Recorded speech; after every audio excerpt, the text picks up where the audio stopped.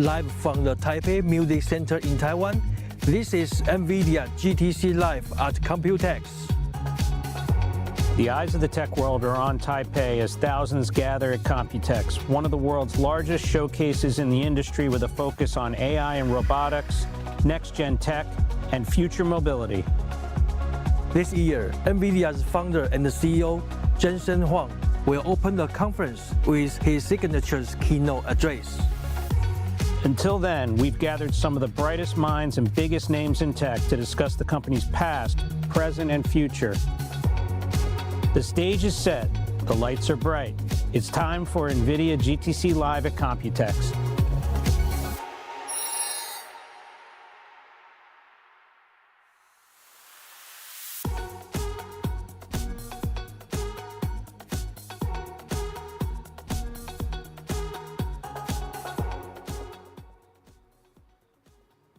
Hi, I'm Ben Reitzes. And I'm Brady Wang. Brady, I'm really excited to be here because as an equity analyst who closely covers NVIDIA at Melius Research in New York, I know that the tech community, along with investors, are looking forward to hear how Jensen and his team are driving the AI revolution forward. You know, the products and initiatives announced here set the course for the AI market, not only in terms of chips, but they also draw attention to an entire ecosystem that drives the creation of real-world applications that can use the technology. You know, you can sense here, Brady, a lot of excitement around autonomous AI agents, physical AI, which is led by robotics, and advancements in amazing reasoning models, which really are just still moving at a breakneck speed. So with that, I want to turn to my co-host, Brady. You're from Taipei. What does this mean, Computex mean to the community here? Yeah.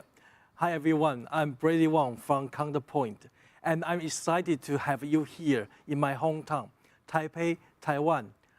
欢迎来到我的故乡台北，台湾。We are at Computex, a huge tech event that started back to the 1981. Over the years, it has become one of the most important stages for showcasing new technologies. Now, it's placing stronger focus on AI and how it's shaping the future. It's a gathering point for the global tech communities where ideas are shared and innovation takes off. This year, GTC Taipei kicked off as one of the first key events at Computex, setting the tone for the week ahead.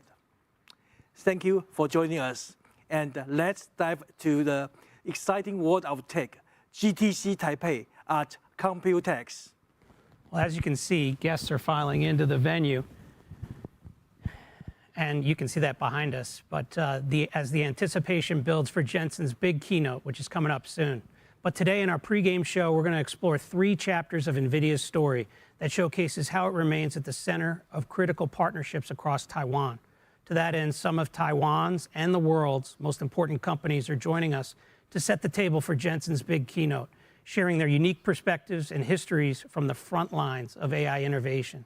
So right now, let's take a look at how NVIDIA's humble beginnings grew into something that is changing the world at a remarkable pace.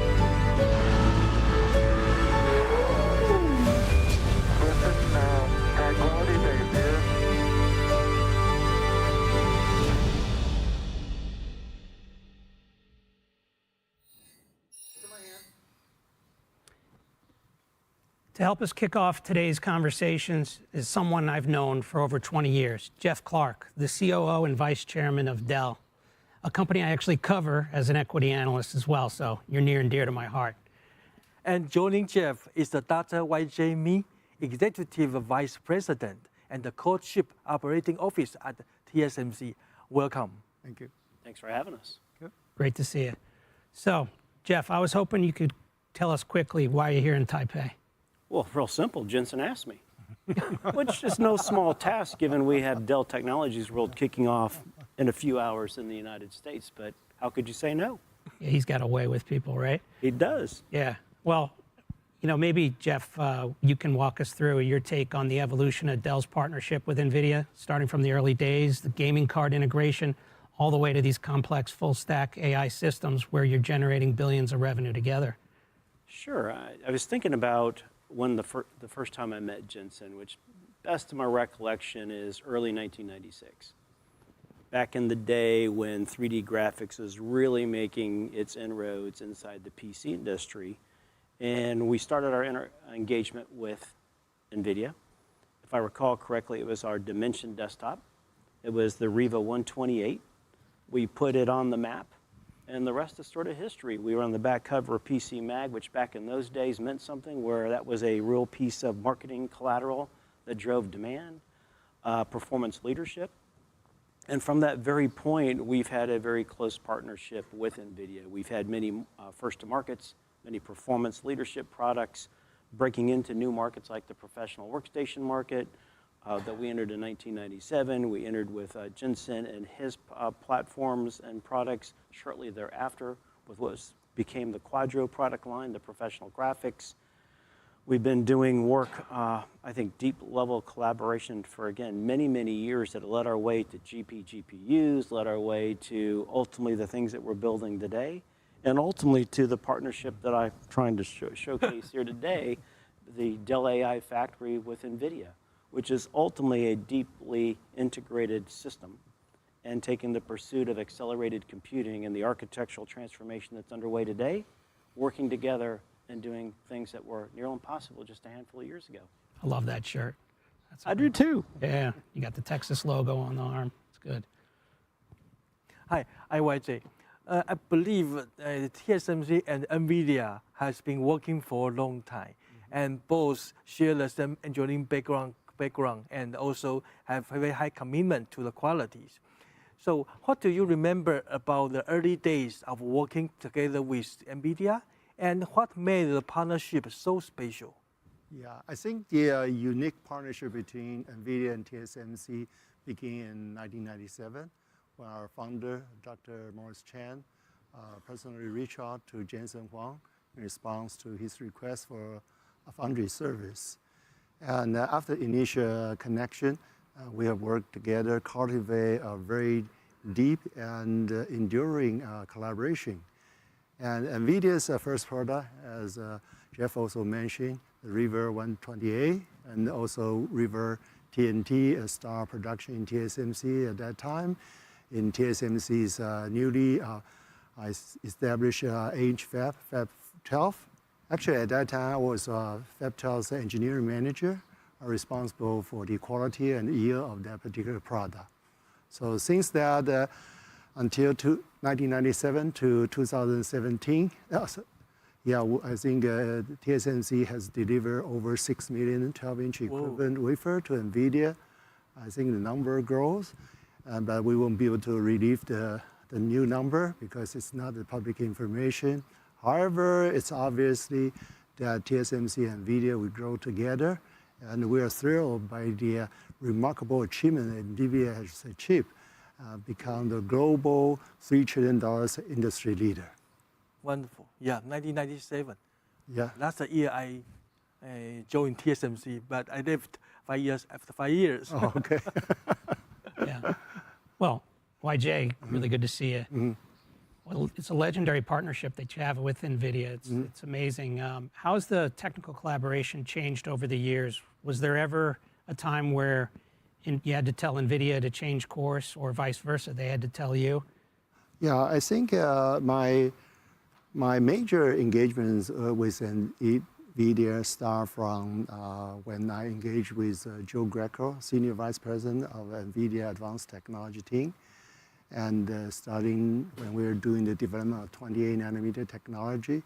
And since that, we have driven the limit of innovation today to 3 or 2 nanometer, TSMC's most advanced technology, as well as our most advanced packaging, CoWoS, the SOIC, 3D die stacking technology.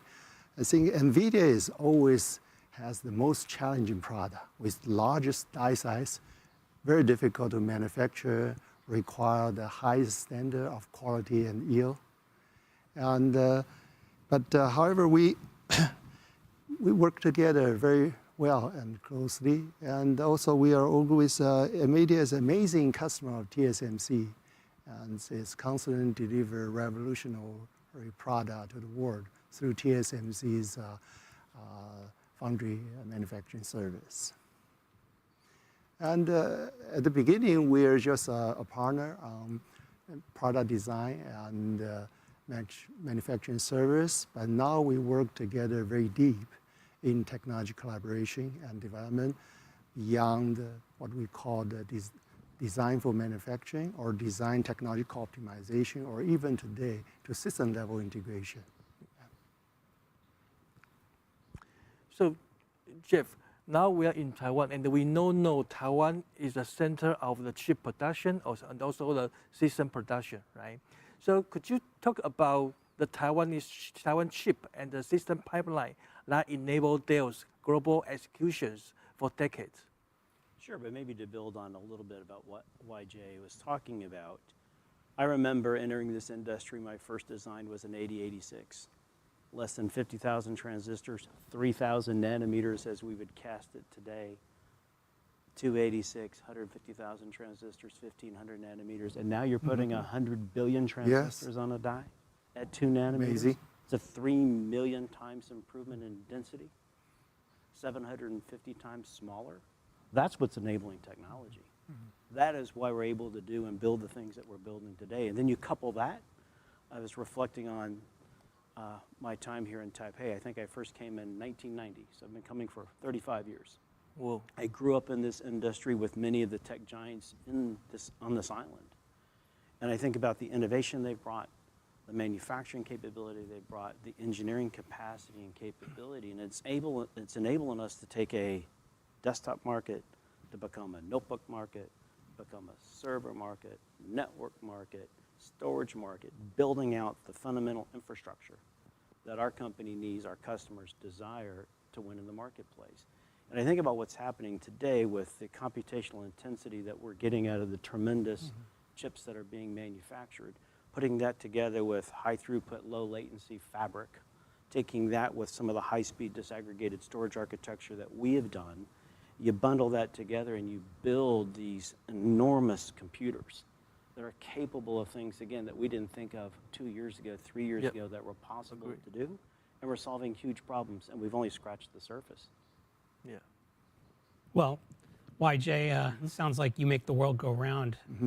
NVIDIA's got a lot of great products coming. We got Blackwell, GB200s, and then the GB300, Rubin. How are you collaborating about what's next? How are you shaping the future? We don't want to steal any thunder from Jensen, but how are you helping them make it happen? Well, for TSMC, it's important for us to put the right technology at the right time, of course, at a cost that makes sense. And NVIDIA, one of the NVIDIA's greatest strengths is their ability and agility to adapt strategy, to keep pace with the ever continuous changing market trend. So throughout these years of collaboration, we have been able to develop a reason to work together, allow us to respond quickly and to cope with the fast-moving market trend. How about you, Jeff? How are you adapting to move as fast on Jensen time? Speed of light, you mean? Yeah. You've heard that, haven't you? The speed of light? Yeah. Look, I think what's happened is, for us, we've had to rebuild our engineering model.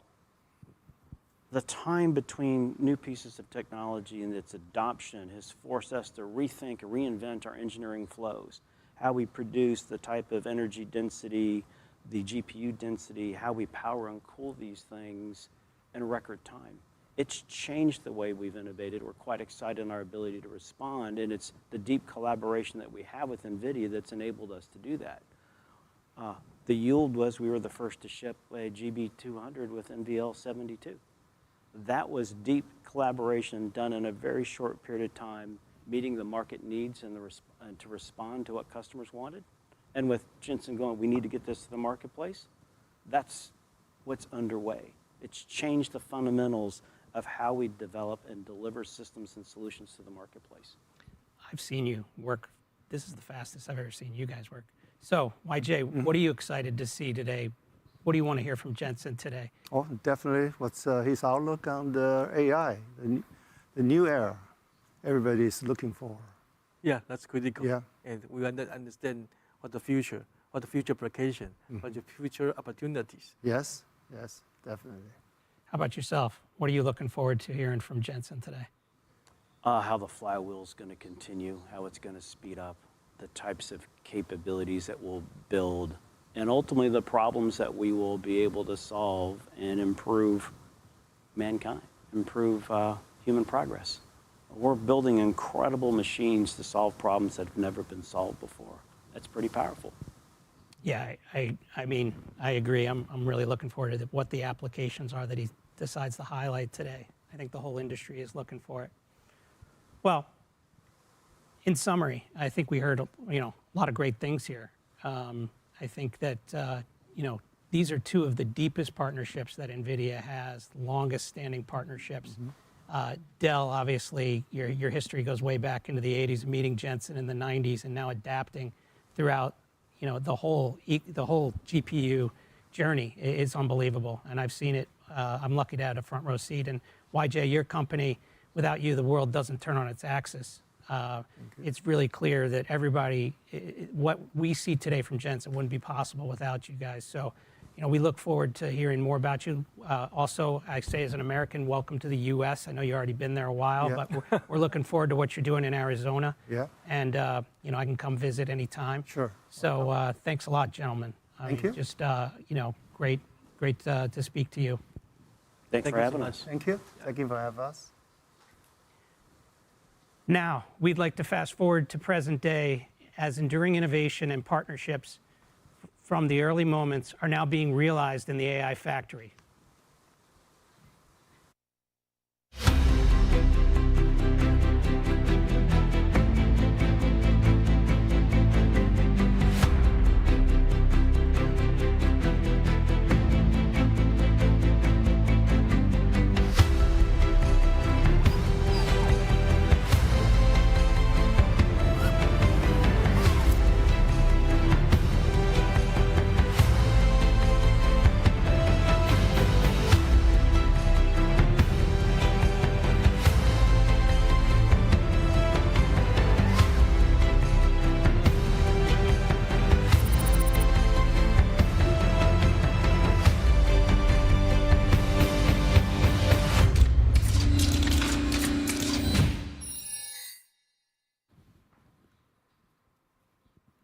Let's welcome our next three guests, Eva Chen, Johnny Shi, and Mike Young.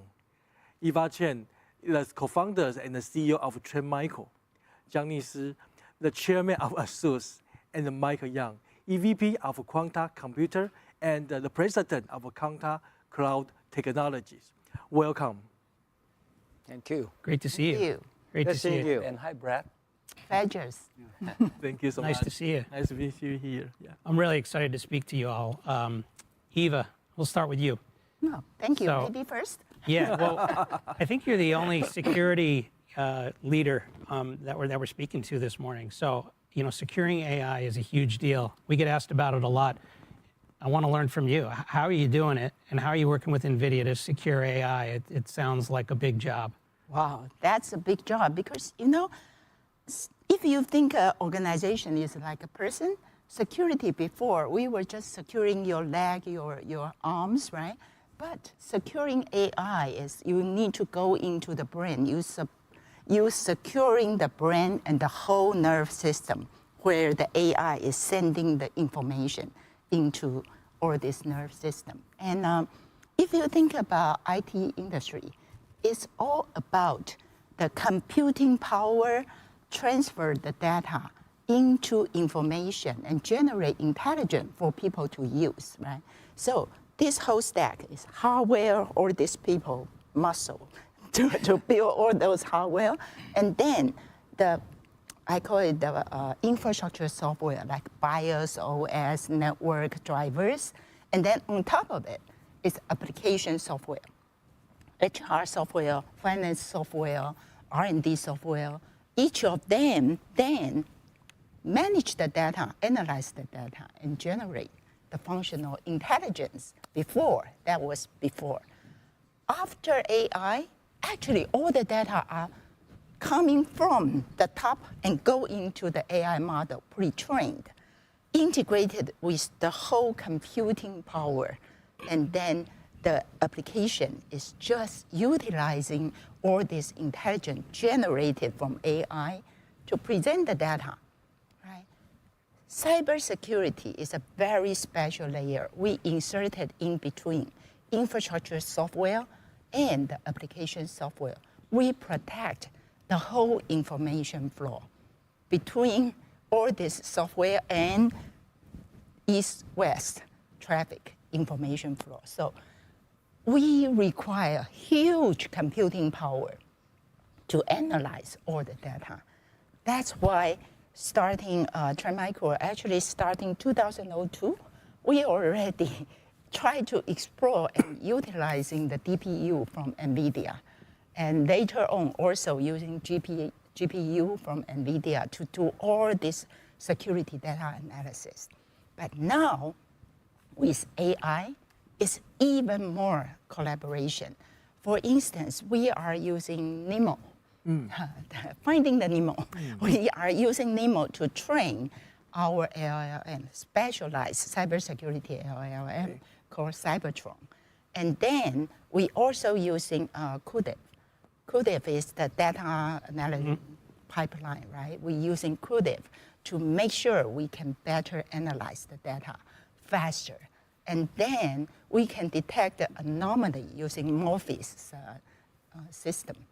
And then finally, we package all of this, including the LLM and our agent, the agentic AI, or the agent in NIM, in the NIM fashion.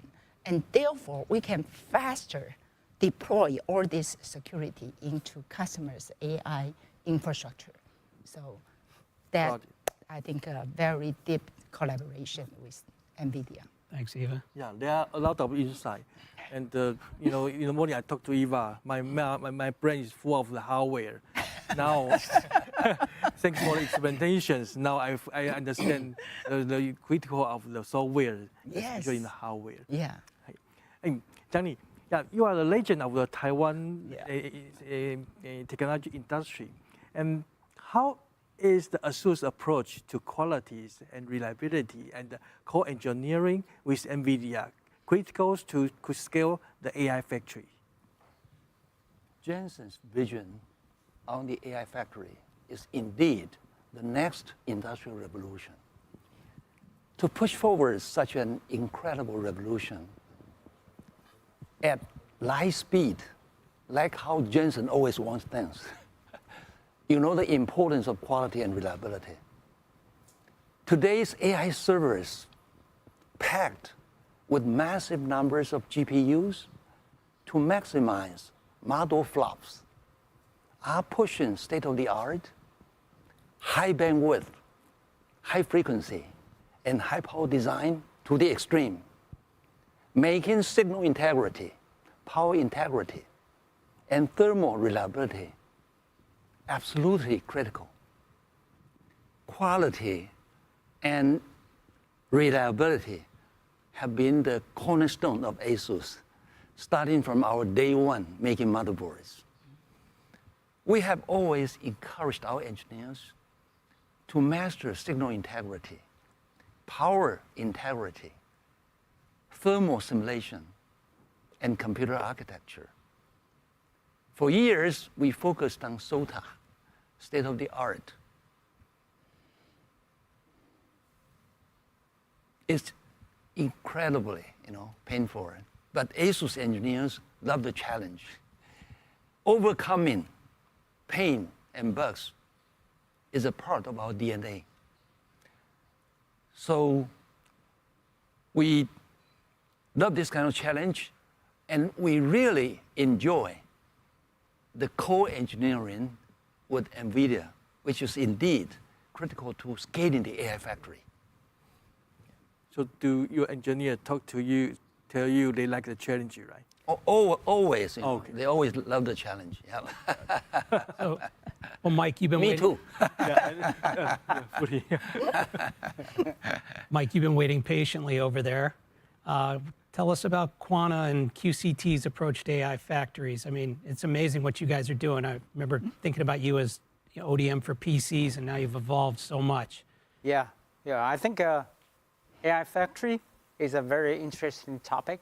And I think from an ODM point of view, this is really something because of, what is AI factory? I've been, also trying my best, try to understand more about this from Jensen, and also how to, collaborate with my internal team, not only just the hardware, but also the software. Then I figured out that AI factory is especially QCT AI factory, it's designed to turn your vision into reality. And, we actually also transform your data, your token into a practical and AI-driven intelligence output. That is the token out. So, in short, AI factory, you can treat it as a token in, token out. But I think AI factory, the most important thing, the core thing is AI infrastructure. The infrastructure is including the server storage network, management tool, and even the facility. But not only just that, but also, we need to work with the open de facto kind of partnership, the ecosystem. So companies like, NVIDIA, ML Common, and also Hugging Face, and etc. To support enterprise with ML ops, DevOps, and also multi-modelings. And the AI factory is not only just these two, but the most important thing is from the business point of view, you need to fulfill customers' requirement. So from the vertical industry, how you fulfill their use cases with the AI embedded, that's another thing. So we try our best to integrate the whole thing and to speak the same language with our customers and to provide the best fit solution for them. So this is, I think, is what we are calling the AI factory. And from Quanta and QCT's point of view, we've been facing in this into our server factory, our manufacturing. And we find out because of the Omniverse, because of the digital twins, it helps us improve the labor cost, cut down 50%, and in terms of productivity, increase 30%. And the most important thing is when we change the line, do the production planning, it also helps us to reduce the time, cut it in half. So I think basically this is the target that we're working on, and which is very much in line with Jensen's idea. Yep, right. What I learned from NVIDIA is that the AI factory actually is token creations, token factories, right? Yes. And Yeah. take TSMC, for example, we always expect TSMC to increase the capacity, right? Yeah. So we expect the AI factory to create more token and to create more money. Yes, that's how I said it. Business model. Yes. Yeah. And so again, the question for Mike is that can you discuss how you work with NVIDIA partners to develop the advanced server platform? Right. Okay, I think this is a wonderful journey. I think I still recall that at the beginning stage, we start, my engineering team start working with NVIDIA from the DGX1. I think everybody knows that's the first GPU server for NVIDIA in 2014, 15. So it's been almost 10 years. And since then, up to 2021, we've been working with NVIDIA for generations of HGX server machine for QCT, OTS of the shelf product, and not only just that, but also tier 1 CSP customers' AI server. Okay. So with this, so we develop ourselves, become a good bridge between NVIDIA and the CSPs, NVIDIA and the enterprises. So this helps. So with these years, so we've been working with HGX. Let's talk a little bit about MGX. MGX is a very creative modular design architecture project, which allows all the customers can catch up, keep up with NVIDIA's product strategy 1 year reason. Because with this, so now you can see that NVIDIA expedite, pull in the schedule of their plan in rack level, scale up to GP200, NVL72.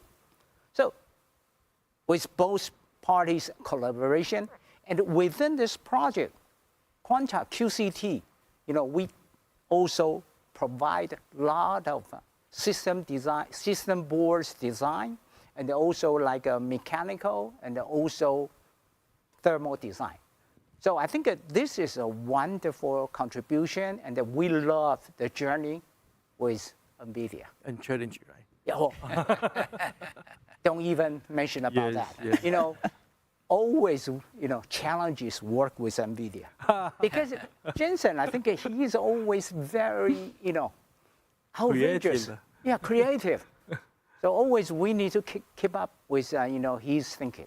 Yeah, additional question here. You mentioned the 1 year RIP, right? Yep. Yeah, the first I heard that, I was very surprised because that's a very fast pace, right?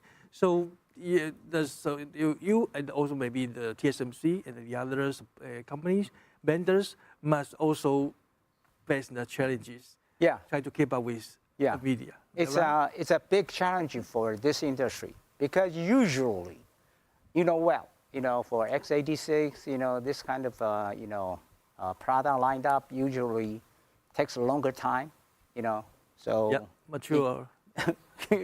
But comparing to speed of light, Okay. NVIDIA, this is different. So originally, when Jensen mentioned about 1 year reason, everybody, especially from my engineering team, just say, Whoa. "What? Are you sure you want to do this with all all the new advanced technology? Yeah. That is more important. It's not mature Yes. technology, but we take the challenges. Yeah, but you did it. You did Yeah, that. we did it. Yeah, but I Talking think we about did. challenge, Yeah.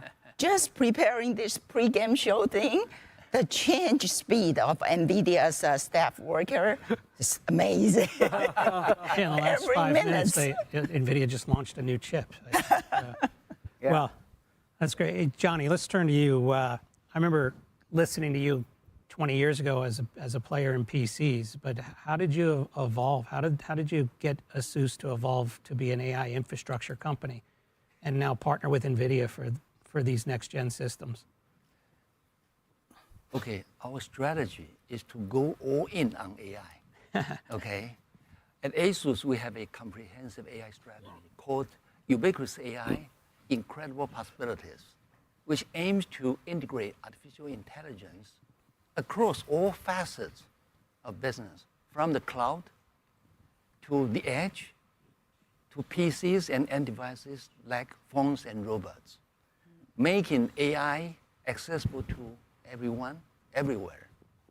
We also invest heavily in software development from the infrastructure layer to the system software platform layer, including our vital ASUS AFS, AI Foundry Service, ASUS AI Hub, AIDC, ASUS Infrastructure Deploy Center, and ACC, ASUS Control Center. And to the application layer, like smart medical, smart manufacturing, smart retail, and smart city, and so on, our goal is to provide an end-to-end AI factory service that includes design, manufacturing, and service. Yeah. Thanks to the national level Taiwania supercomputer project, which we took the major responsibility for, we have established a full spectrum of capabilities from hardware to software to support NVIDIA's magnificent AI factory vision. Beyond that, we've established global server manufacturing facilities at major global locations to further shorten the supply chain for our worldwide customers. One of our unique strengths is that we have over 2,200 locations globally to serve customers, including tailor-made SLA end-to-end solution services, and work closely with major vendors and partners worldwide. Our successful cases cover Taiwan, Japan, Korea, India, US, Europe, Middle East, and many countries in Southeast Asia. Thanks, Johnny. Thank you. Yeah, again, a lot of insight here. Yeah. Thank you. And Iba, the next question is important.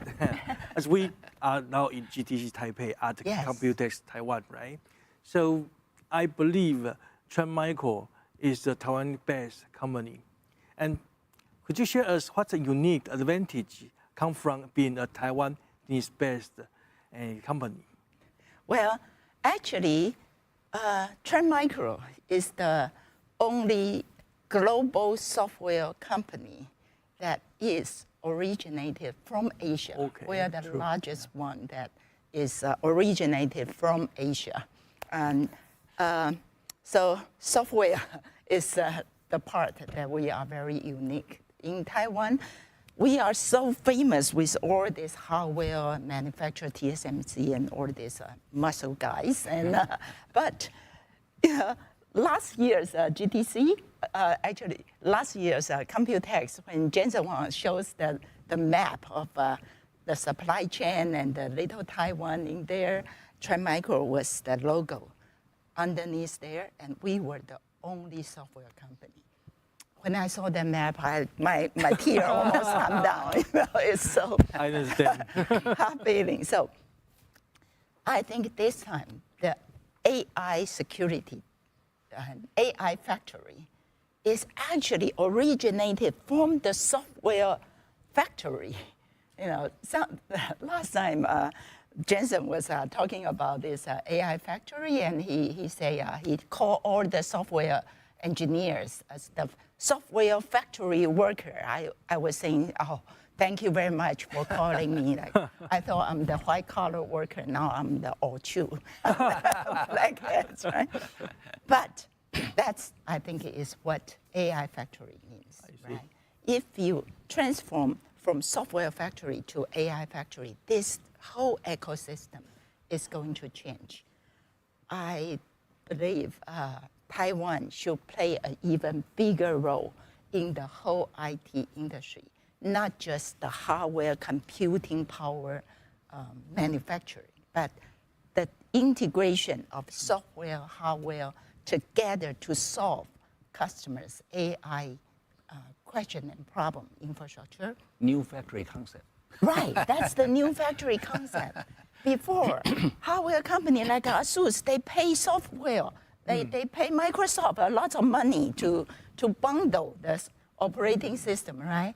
The margin from, I've been joking, but truthfully, I think if Jensen can convince Trump that all the software worker is actually manufacturing worker, then Trump's dream of moving manufacturing back to US is already done, right? Software worker are factory manufacturing workers, right?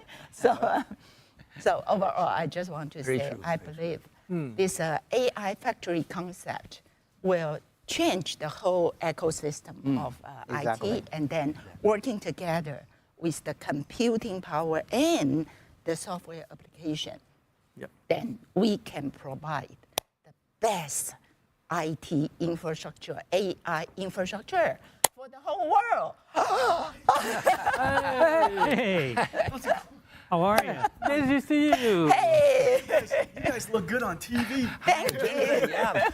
You guys are, you're like broadcasted to this giant movie theater. You guys are gigantic.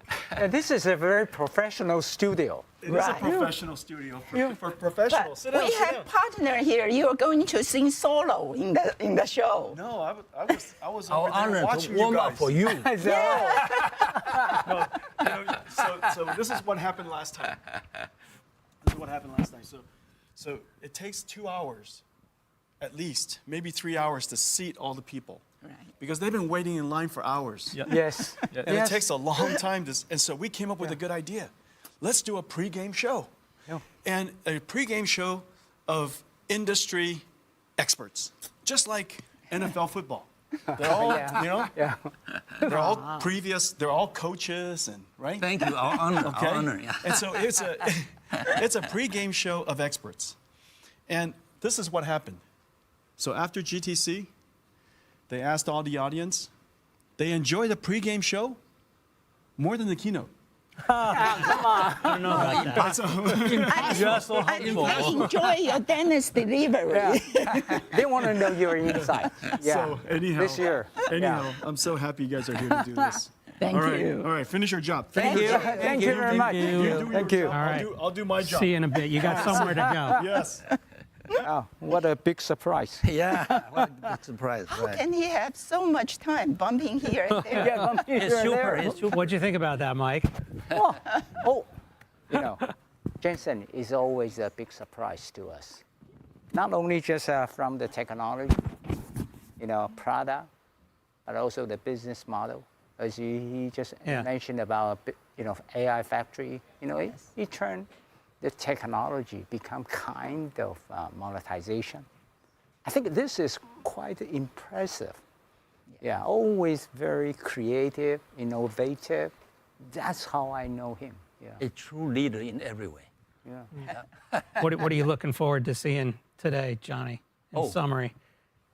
Okay, I think one thing I would also like to take this opportunity to highlight is that recently people may have misinterpreted, you know, the impact of DeepSeek. Yeah. My belief is that, you know, it actually echoes Jensen's vision of AI factory. Yeah. It further popularizes intelligence manufacturing.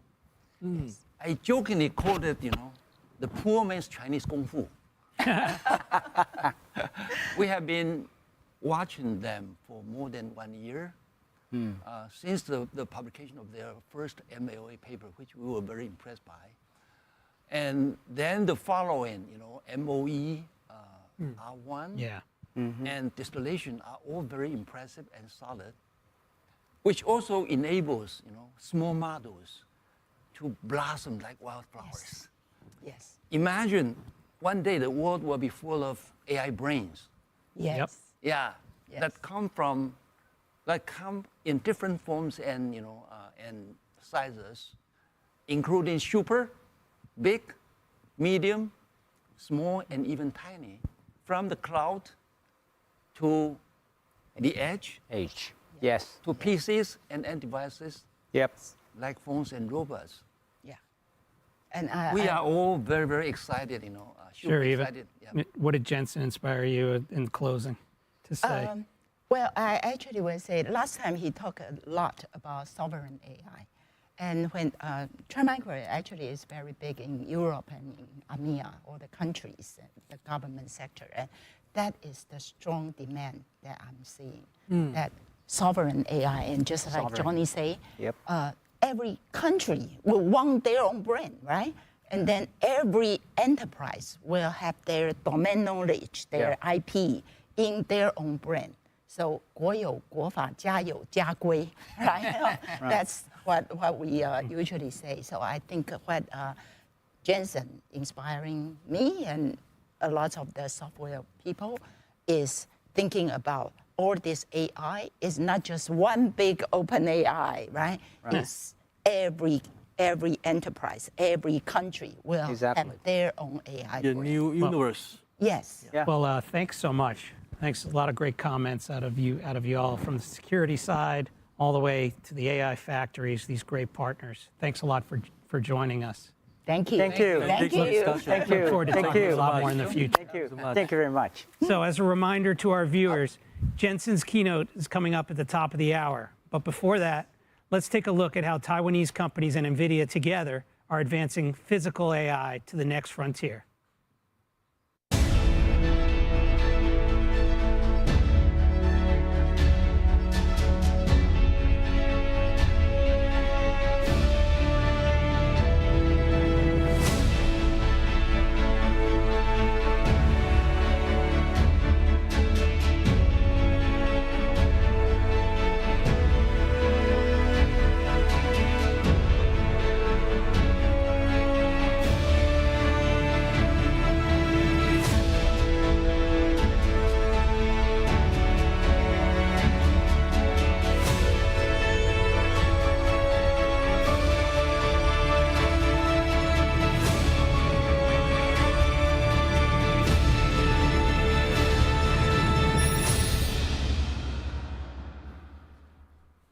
We're so excited to discuss the world of robotics with Scott Wang, COO of Techman Robot, a division of Quanta who helps companies develop robots. We also have Dr. Peter Peng, Director of Delta Electronics Robotics and Smart Manufacturing Divisions, and finally, Brand Cheng, Chairman and CEO of Foxconn Industrial Internet. Thanks, gentlemen. Thank you. Good morning. Thank you. Good morning. Hi, Scott. Welcome. Yeah. And I have a question. We know the robot in your Techman has like a collaborative robot we call Cobot, right? So it's a vision-based robot, right?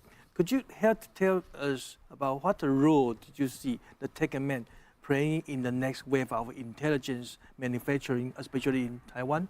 And any practical example, use case you can share with us? Yes, and actually, we started cobot development around 13 years ago, and actually the cobot we have is vision embedded. So in the beginning, we think the vision capability is a must to have for the collaborative robot. So we not just provide the cobot, the motion only. So for example, the vision here, we build in, and it's native. So the capability for a robot is a must to have. So in that timing, we provide a smart robot, collaborative robot for our customer. The differentiation compared with industrial robot is a gap. So because traditional robot, what do they have? The sensing only the motor angle they have in traditional robot, because just they do some movement, one point to another point. So the computing power for the robot, right, industrial robot, is just motion. Only 6 of degree of freedom. So the computing is very easy. But once the intelligence comes, the vision is most important for the robot, like a human, right? We can understand the environment, we can reasoning, we can planning what we would like to do. That's why we have this capability. Most important is the vision. So 13 years ago, we think it's a must to have. If we compare the worldwide, I think we are very few company is, vision is built in our robot. So in that timing, so we, that's around few years, we cooperate with a Taiwan, manufacturer company. Yep. Yeah, for example, semiconductor, and electronics, even CNC machinery, those of the manufacturer. And what they need is an intelligent solution for them. Why they needed intelligent? Because if you just take one object from one point to another point, like the brain work to do these things. But we have the vision. So in their, for example, for CNC, in their production, their object come, the object don't need to fix in one precise position, because our vision, we can do positioning, compensate the variation and the pick. And after, process. And we also can check the quality, maybe some scratch and the AI function we are run. For sure, we also few, correct robot or industrial robot, the control bus, we embedded NVIDIA GPU inside. So we can do AI inference in our control bus. So like edge computing. I see. So that means the robot can do the calibration by itself, and also can recognize the image, and also can make some intelligence movement by itself, right? Yes. And with the box below, embedded with NVIDIA GPU, it can do some high-level language model or something, right? Yes. Yeah. So today you bring the robot. Is that the real robot or just the mini one? Sure, it's a toy, but okay. Our the terminal robot is I think it's easy for. I understand. You understand what the difference, because you can see there's the vision here. Yeah. Well, thanks. Hey, Peter, can you talk about your collaboration between Delta and NVIDIA? Maybe focus on the integration of your D-Bot series of robots with NVIDIA's Omniverse? Sure, of course. Actually, we are producing a lot of different kind of products for data center related, of course, included NVIDIA. And we are building the power modules for the data centers related. But our production line didn't really can be optimized or remote control the quality so easily. Yet, we have the chance to cooperate with NVIDIA, and based on the Omniverse, and combine with our, we call machine and robot twin, that can, based on our edge computing, connecting our machine and robot immediately, real-timely, return the necessary critical parameters and back to remote. For example, our production line in Thailand, in somewhere else in the world, but we can remote monitoring, measuring, and even calibrate, like Scott just mentioned, the robotics. While the machine have some strange things happen, we can remote calibrate based on the Omniverse, thanks to the Omniverse. And we have the beginning from the real to sim. We have the real production line, but together with Omniverse, it becomes better. And that is not enough. People need, we need to have much more productivity. Like Jensen just shared with us the day before, yesterday, mentioned about people used to consider cost down. But now, more and more productivities. But from our side, we need to be balanced. So for the new production line, can we do from sim to real or not? Can we minimize the unnecessary waste as much as possible? So we also cooperate to based on the Omniverse to do the virtual design, even from the very beginning of the product design. And then later on for the related machine robotics, together with the necessary process technology to make the products correct and make the customer satisfied. So based on Omniverse, again, we do from sim to real. That means we don't need to really build the production line so soon, but we can make sure everything that almost like the reality and minimize the try and error after. So we cooperate with NVIDIA so closely from real to sim and sim to real. Okay. So this is what we have done, and we will continue to do not only for the robots, but machine, process, the whole production line. And actually this afternoon we will show the whole factory's simulation as well. Thanks. Well, hey, Brand, great to see you. I mean, you're a company that we look at in our work very closely from your work with iPhones to smartphones to everything. But this robotics initiative is really amazing, and I think it needs more coverage. I was wondering, how did FII and NVIDIA first start working together and collaborating? Okay, so probably people know we are running lots of manufacturing for the electronics. So we have the entire Foxconn group have more than 200 campuses over the world. So just like what Jensen mentioned, the evolution trend of AI, from perceived AI to generative AI to agentic AI, even up to physical AI, we gradually followed on this. So back to 2016, we built the HPC with NVIDIA solution for medical research. We do not only make the smart manufacturing, but also like medical research to help something like a medical simulation, like 3D rendering in terms of tumor research. The first two, we engaged with NVIDIA to build a cluster of a V100 in Wisconsin. Probably some of people know that we have a very big campus in Wisconsin to produce the electronics product over there, which we leverage the machine learning and start to use a lot of tools. But back to 2023, when Gen AI was booming. So we start to look at that, how to leverage the rapids under the ISAC. So the complexity of material moving on the workshop is very complicated.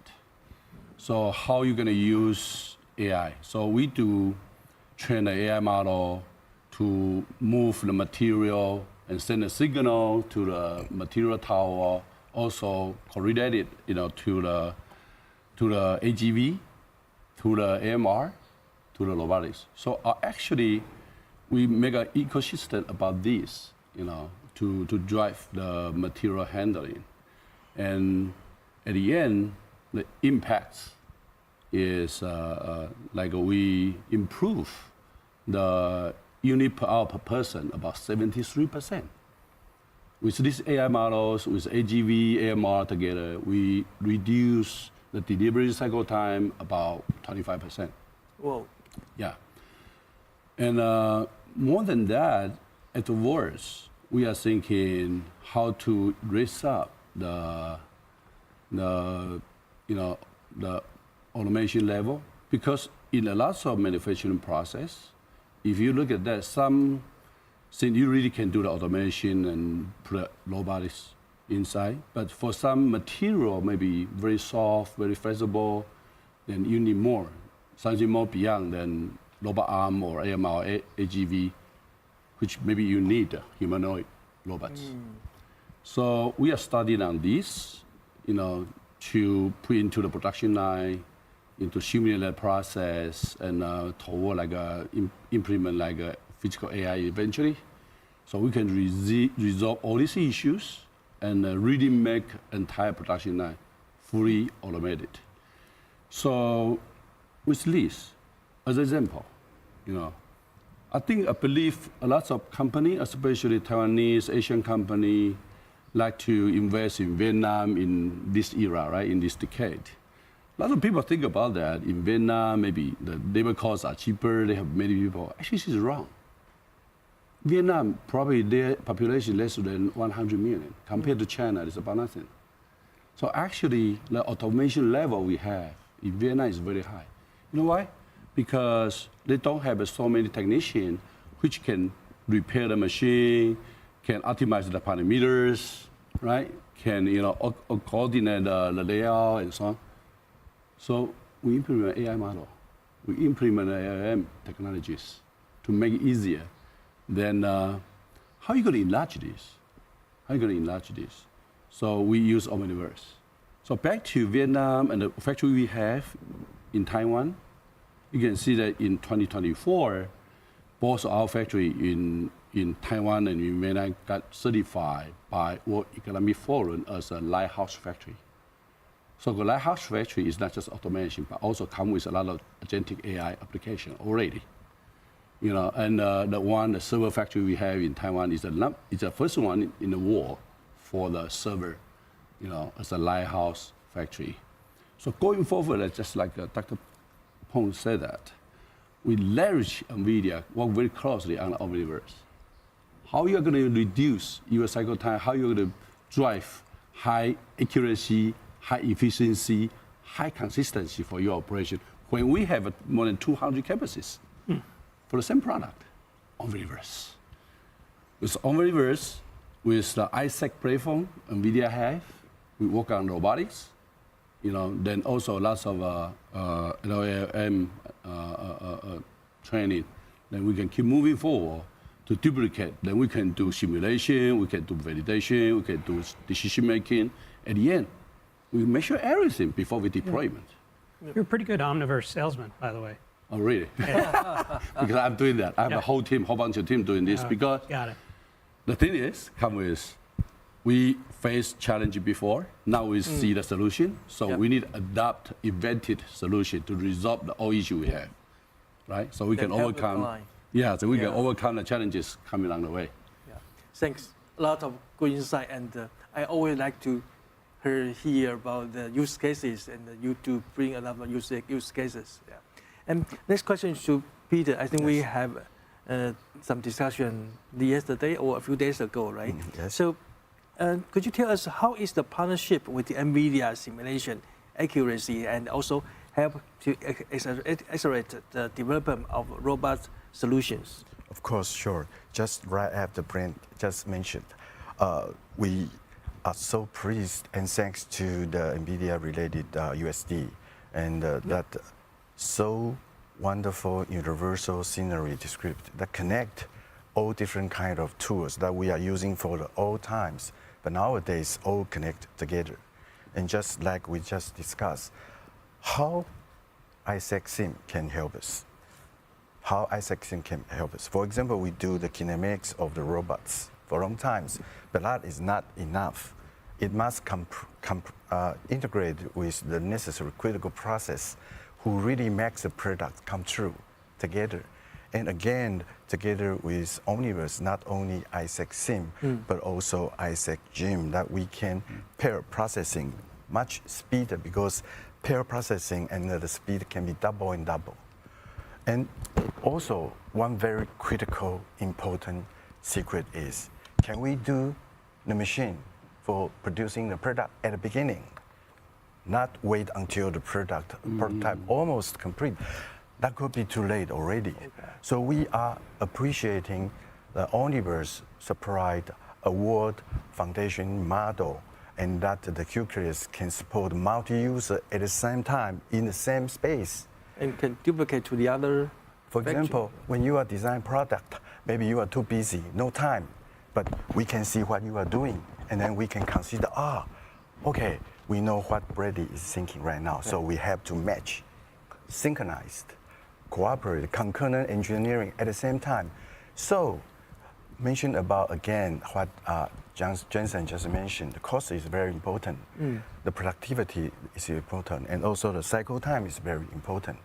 And we are wondering if we can secure the quality. That means what? Do the right thing right at the first time. So if we can do the job well at the beginning, together, synchronized. It's an idea before, but nowadays, thanks to Omniverse, we have the chance to do it together at the beginning. Then we can synchronize from time to time to make the unnecessary waste down to the minimum. So how about the speed? Must be very fast, right? Yeah. The world is changing. And efficiency. Accelerations, so we need to be flexible and quick. So about, for example, our company's robot. I start my first job 40 years ago for robots, very, very old time. And I start from industrial robot, collaborative robot. Our depot collaborative robot is not only a robot, but much more important, it's a solutions that can really solve the end customer's problem, not only motions, but process. And thanks again to Omniverse, the simulations becomes much more real. You mentioned the accuracy. How can we do it?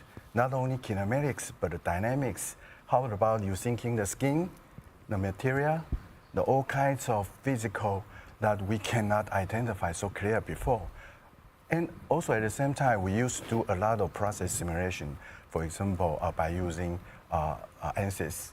Nowadays, that all can be connected with Omniverse, or even just do it in Omniverse. So a lot of challenge coming, but still I believe together with Omniverse, we can conquer so many things. Not only the machine, not only the production line, but the whole factory. Just quickly, Scott, wanted to ask you one more question. Okay. You know, robots used to follow scripts. Yes. Now they adapt and learn in the field, go around and learn. How did you deal with that in work in industrial robots? How did your team adapt and work with that in the industrial setting? Yes, I think that for the robot, right? Actually, is some challenge we need to solve. And for example, for sure the smart robot is needed for the end customer, but how easy for the engineer they can implement the solution in their production line. Currently, in automation industry, actually is still a gap. So we try to provide a very easy to use solution for our customer and our partners. So, for example, in the tradition, right, just mentioned is only the angle of the motor we have, they have, but now the vision images come and the force sense feedback it also have, and also AI power is come, and the next step is so the very powerful function, how engineer can what they can do, writing the code. I think is another good thing for them. So it takes a lot of time. So what we are doing, the first thing is hardware portion. Hardware is easy, ready to go. What I mean ready to go. So it means once the robot, right, they have the robot, and we also provide the autofocus camera in our system, so they can for position, and one is a sensor inside, for sensor inside. So then what they have is for hardware already one platform, and the second thing is the software. Yeah. Well, we're almost out of time, but Brand, let's start with you. Wanted to see what you're excited that maybe Jensen could say today. What are you excited about? We'll go down the line. We really appreciate you being here. Yeah, I think this is the AI era, very important. So back to us. When we are running such scale of global operation, we do need to leverage the new technology. Peter mentioned Omniverse, Scott mentioned about robots. So you look at that, the Gen AI essentially require data, require computing power, require algorithm or AI model. So as the leading company for smart manufacturing in the world, I think Foxconn Group is driving. We collect all kind of manufacturing data. You know that, right?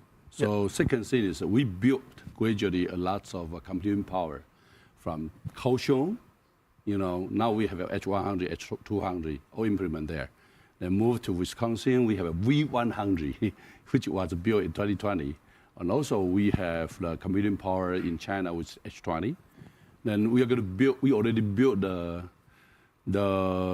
GB200, 4 racks in Kaohsiung for the R&D purpose.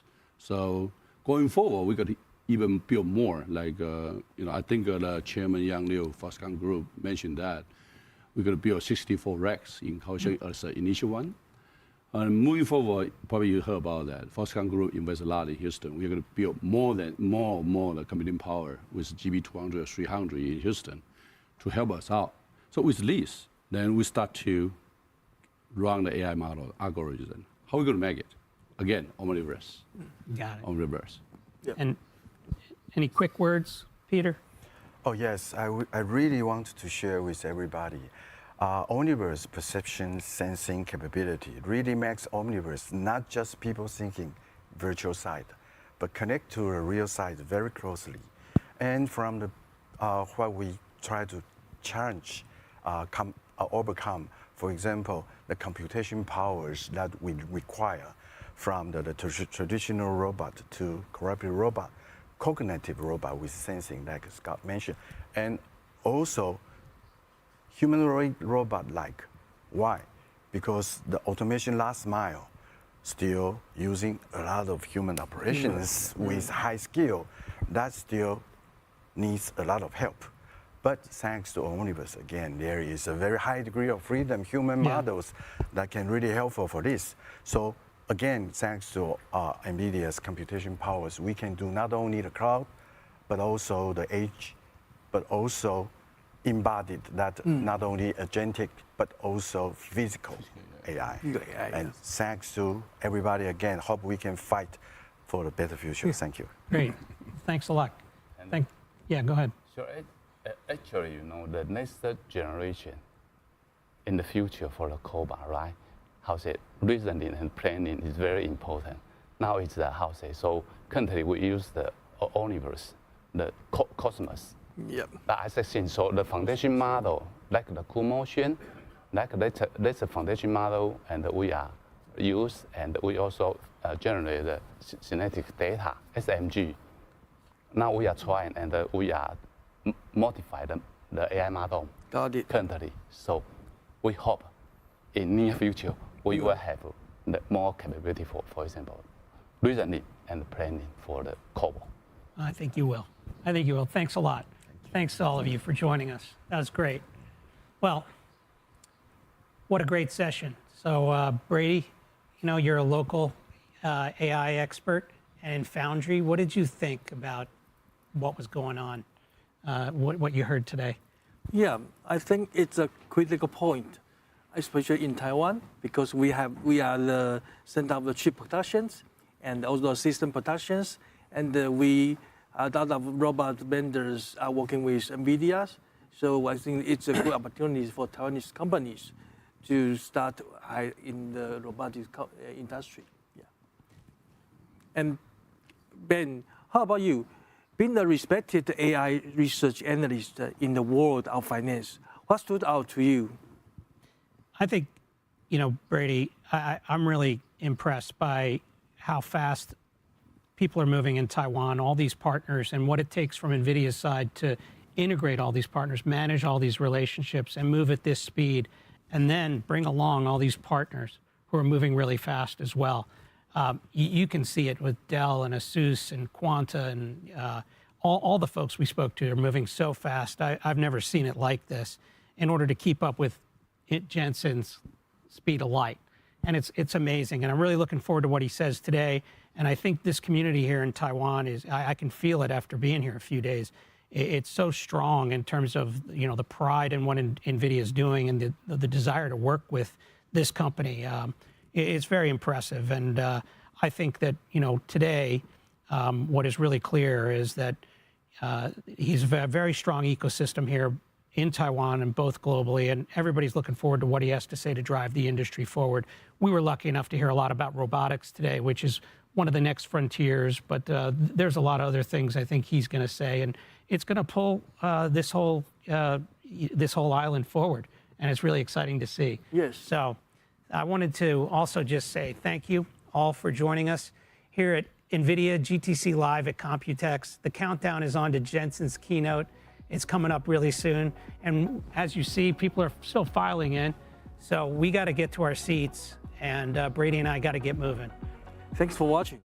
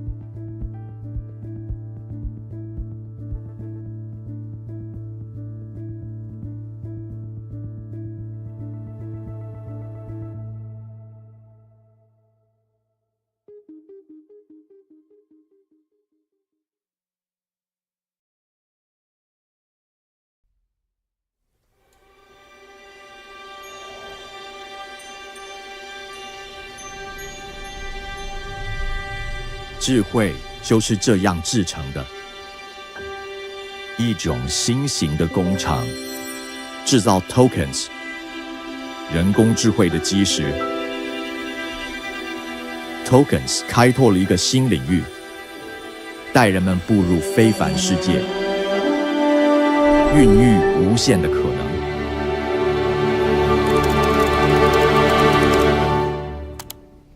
tokens 将图像化为科学数据，描绘宇宙天文，引领未来的探索者。在地球上，它复印我们的城市，帮助我们克服今日的困难。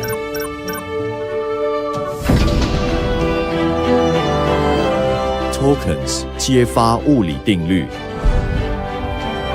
让我们更快抵达目的地。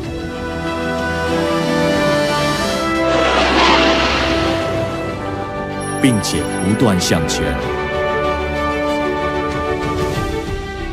tokens 可以提前发现疾病的征兆，助我们揭开生命的奥秘。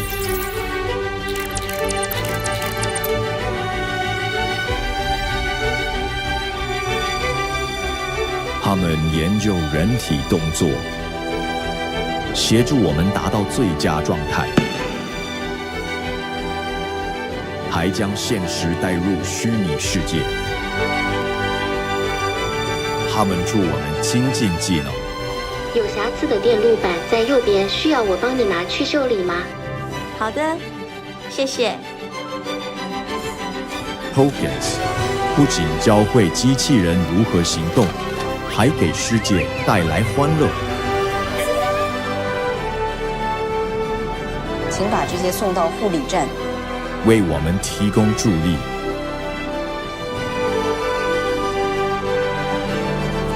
并让美好生活触手可及。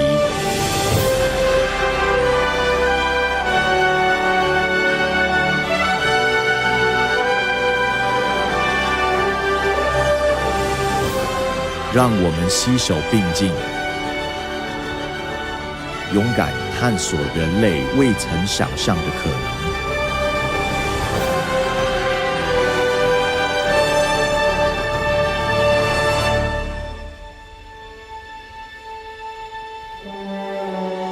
这一切都从这里开始。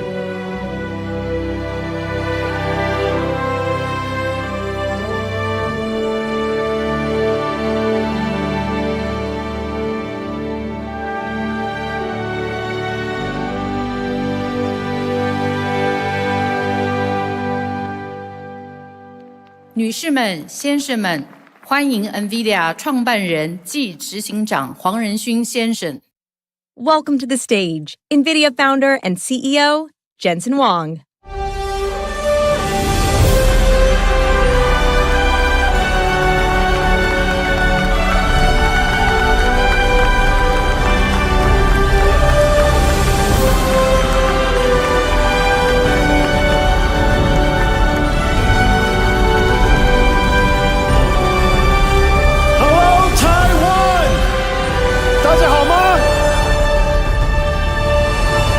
It's great to be here.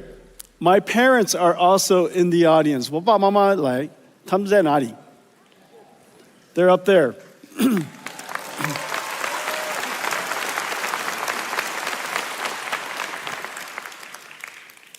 NVIDIA has been coming to Taiwan for over 30 years. This is the home of many of our treasured partners and dear friends.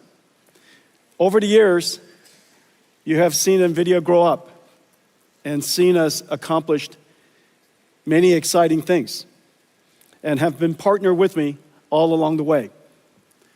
Today, we're going to talk about where we are in the industry, where we're going to go, announce some new products, exciting new products and surprising products that open new markets for us, creates new markets, new growth. We're going to talk about great partners and how we're going to develop this ecosystem together. As you know, we are at the epicenter of the computer ecosystem, one of the most important industries of the world. And so it stands to reason when new markets has to be created, we have to create it starting here at the center of the computer ecosystem. And I have some surprises for you, things that you probably wouldn't have guessed. And then, of course, I promise I'll talk about AI. And we'll talk about robotics. The NVIDIA story is the reinvention of the computer industry. In fact, the NVIDIA story is also the reinvention of our company. As I said, I've been coming here for 30 years. Many of you have been through many of my keynotes. Some of you, all of them. And just as you reflect on the conversation, the things we talked about in the last 30 years, how dramatically we changed. We started out as a chip company with a goal of creating a new computing platform. And in 2006, we introduced CUDA, which has revolutionized how computing is done. In 2016, 10 years later, we realized that a new computing approach has arrived. And this new computing approach requires a reinvention of every single layer of the technology stack. The processor is new, the software stack is new, it stands to reason the system is new.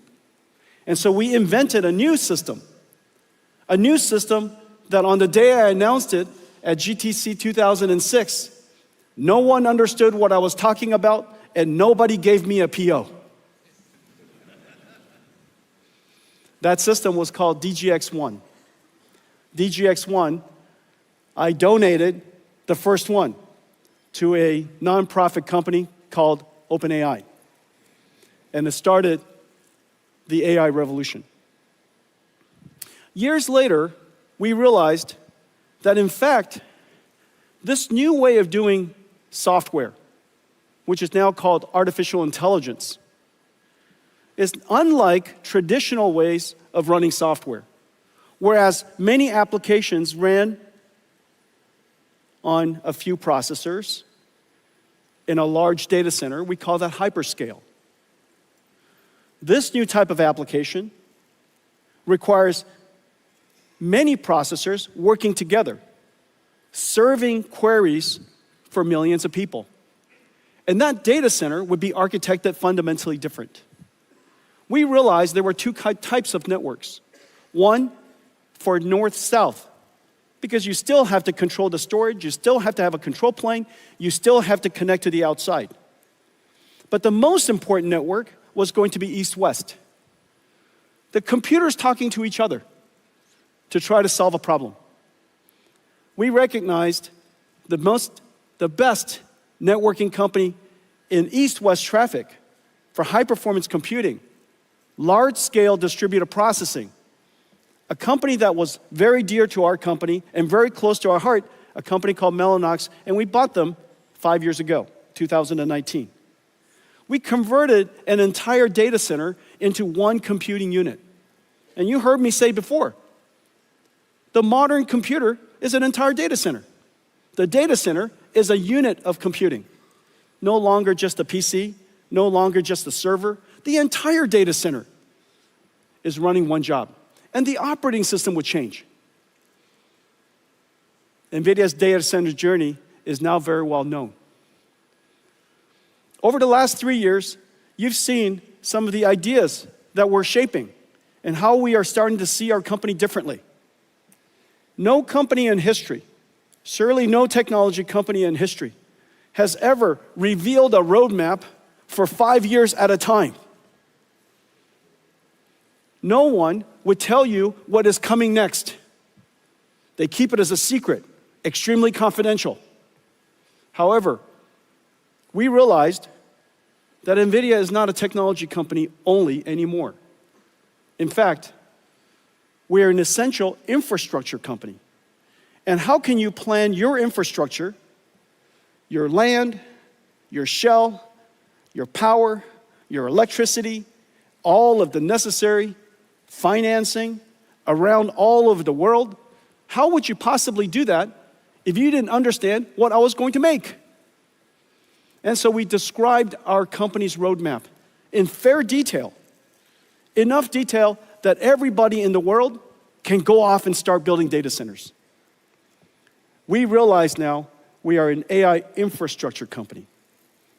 An infrastructure company that's essential all around the world.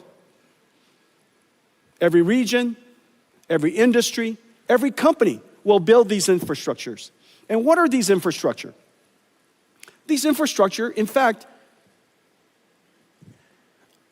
not unlike the first industrial revolution, when people realized, GE, Westinghouse, Siemens, realized that there was a new type of technology called electricity, and new infrastructure has to be built all around the world.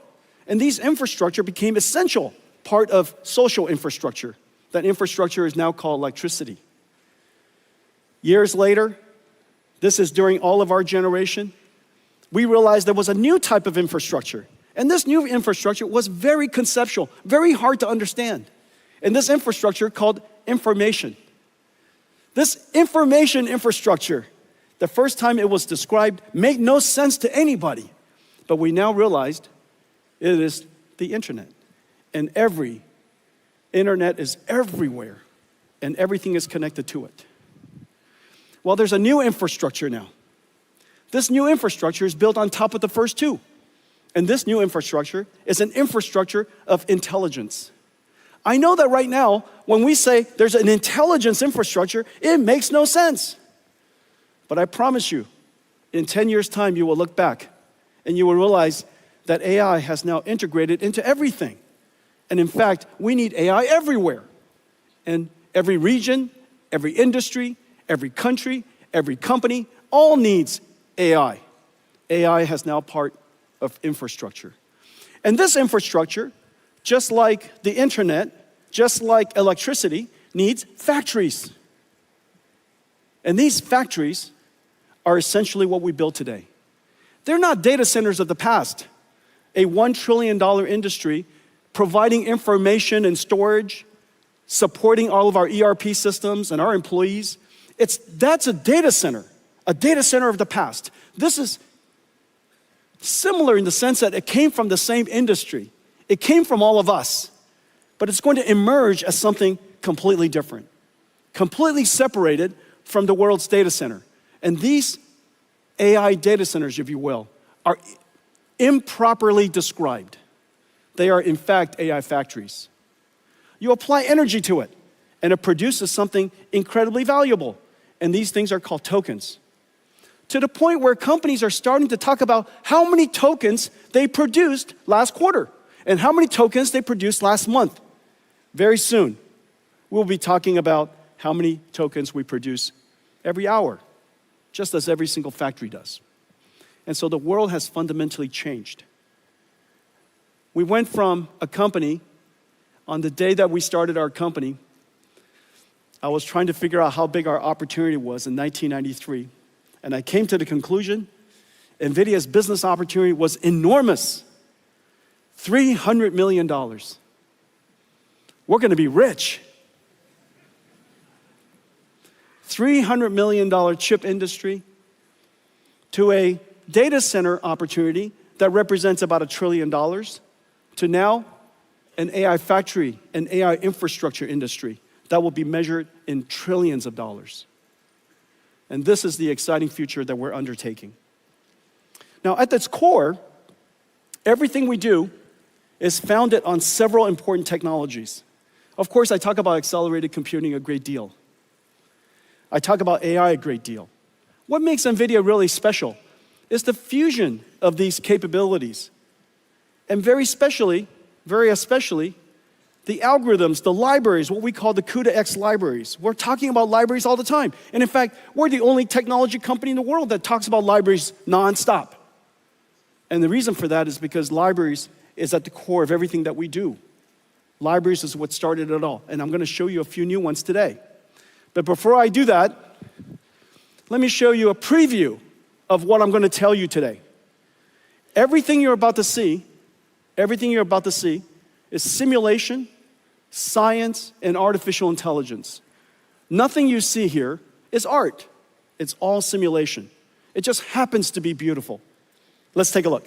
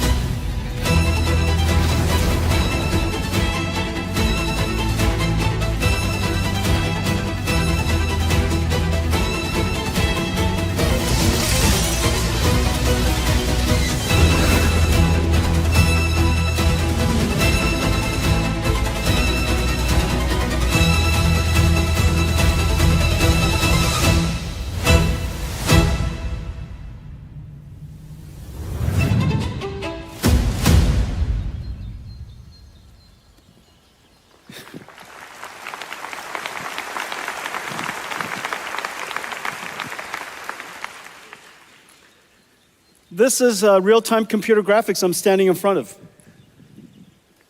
This is not a video, this is computer graphics. It's generated by GeForce. This is a brand new GeForce 5060, RTX 5060. And this is from ASUS. My good friend Johnny is in the front row. And this is from MSI.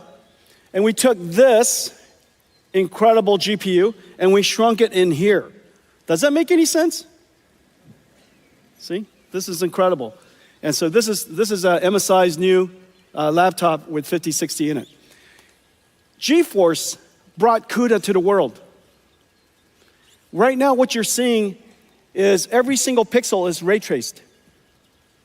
How is that possible that we're able to simulate photon and deliver this kind of frame rate at this resolution? Well, the reason for that is artificial intelligence. We're only rendering 1 out of 10 pixels. So every pixel that you see, only 1 out of 10 is actually computed. The other 9, AI guessed. Does that make any sense? And it's perfect. It's completely perfect. It guessed it perfectly. Of course, the technology is called DLSS, neural rendering. It took us many, many years to develop. We started developing it the moment we started working on AI, so it's been a 10-year journey. And the advance in computer graphics has been completely revolutionized by AI. GeForce brought AI to the world. Now AI came back and revolutionized GeForce. So really, really amazing. Ladies and gentlemen, GeForce.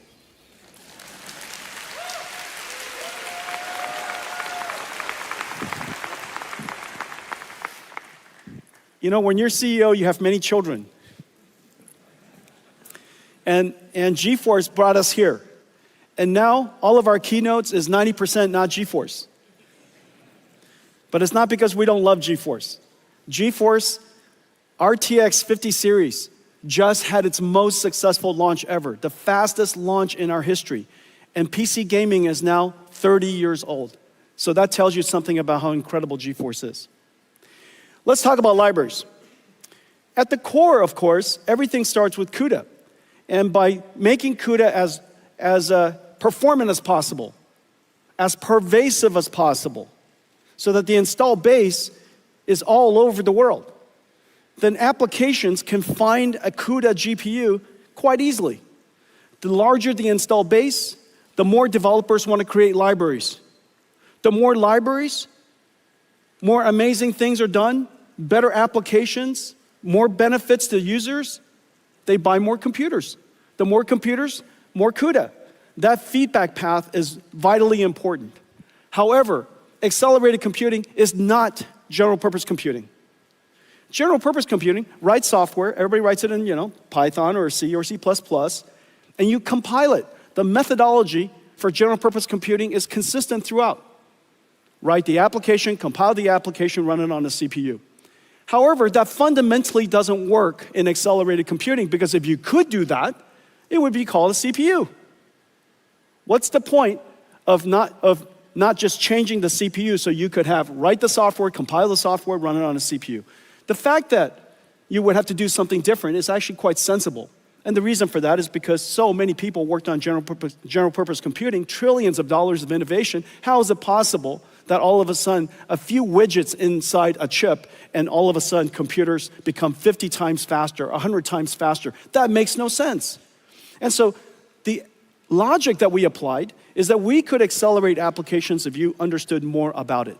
You can accelerate applications if you were to create an architecture that are better suited to accelerate, to run at the speed of light, 99% of the runtime, and just even though it's only 5% of the code, which is quite surprising. Most applications, small parts of the code consumes most of the runtime. We made that observation, and so we went after one domain after another. I just showed you computer graphics. We also have numerics. This is CuPy numeric. This is CuPy is the most pervasive numerical library. Arial and Shona. Arial is the world's first GPU accelerated radio signal processing for 5G and 6G. Once we make it software defined, then we can put on top of it AI. So now we could bring AI to 5G and 6G. Parabricks for genomics analysis, MO9 for medical imaging, Earth-2 for weather prediction, cuQuantum for quantum classical computer architectures and computer systems, cuequivariance and cuTensor, contraction of tensor mathematics, Megatron. This whole row, this whole column here consists of all of our deep learning and all of our libraries necessary for training as well as inference for deep learning. This revolutionized computing. And it all started with all these libraries. Not just CUDA, but cuDNN. On top of cuDNN, there was Megatron. Megatron, then TensorRT-LLM, and then now lately, this brand new operating system for large AI factories, Dynamo. cuDF for data frames like Spark and SQL. Structured data can be accelerated as well. cuML, classical machine learning. Warp, a Pythonic framework for describing CUDA kernels, incredibly successful. cuOpt, mathematical operations, optimizations, things like traveling salesperson, the ability to optimize highly constrained, large number of variables, type of problems like supply chain optimization. This is an incredible success. I'm very excited about cuOpt, cuDSS and cuSparse for sparse structure simulators. Those are used for CAE and CAD, fluid dynamics. finite element analysis, incredibly important for EDAs and CAE industry. And then, of course, cuLitho, one of the most important libraries for computational lithography. Mask making could easily take a month.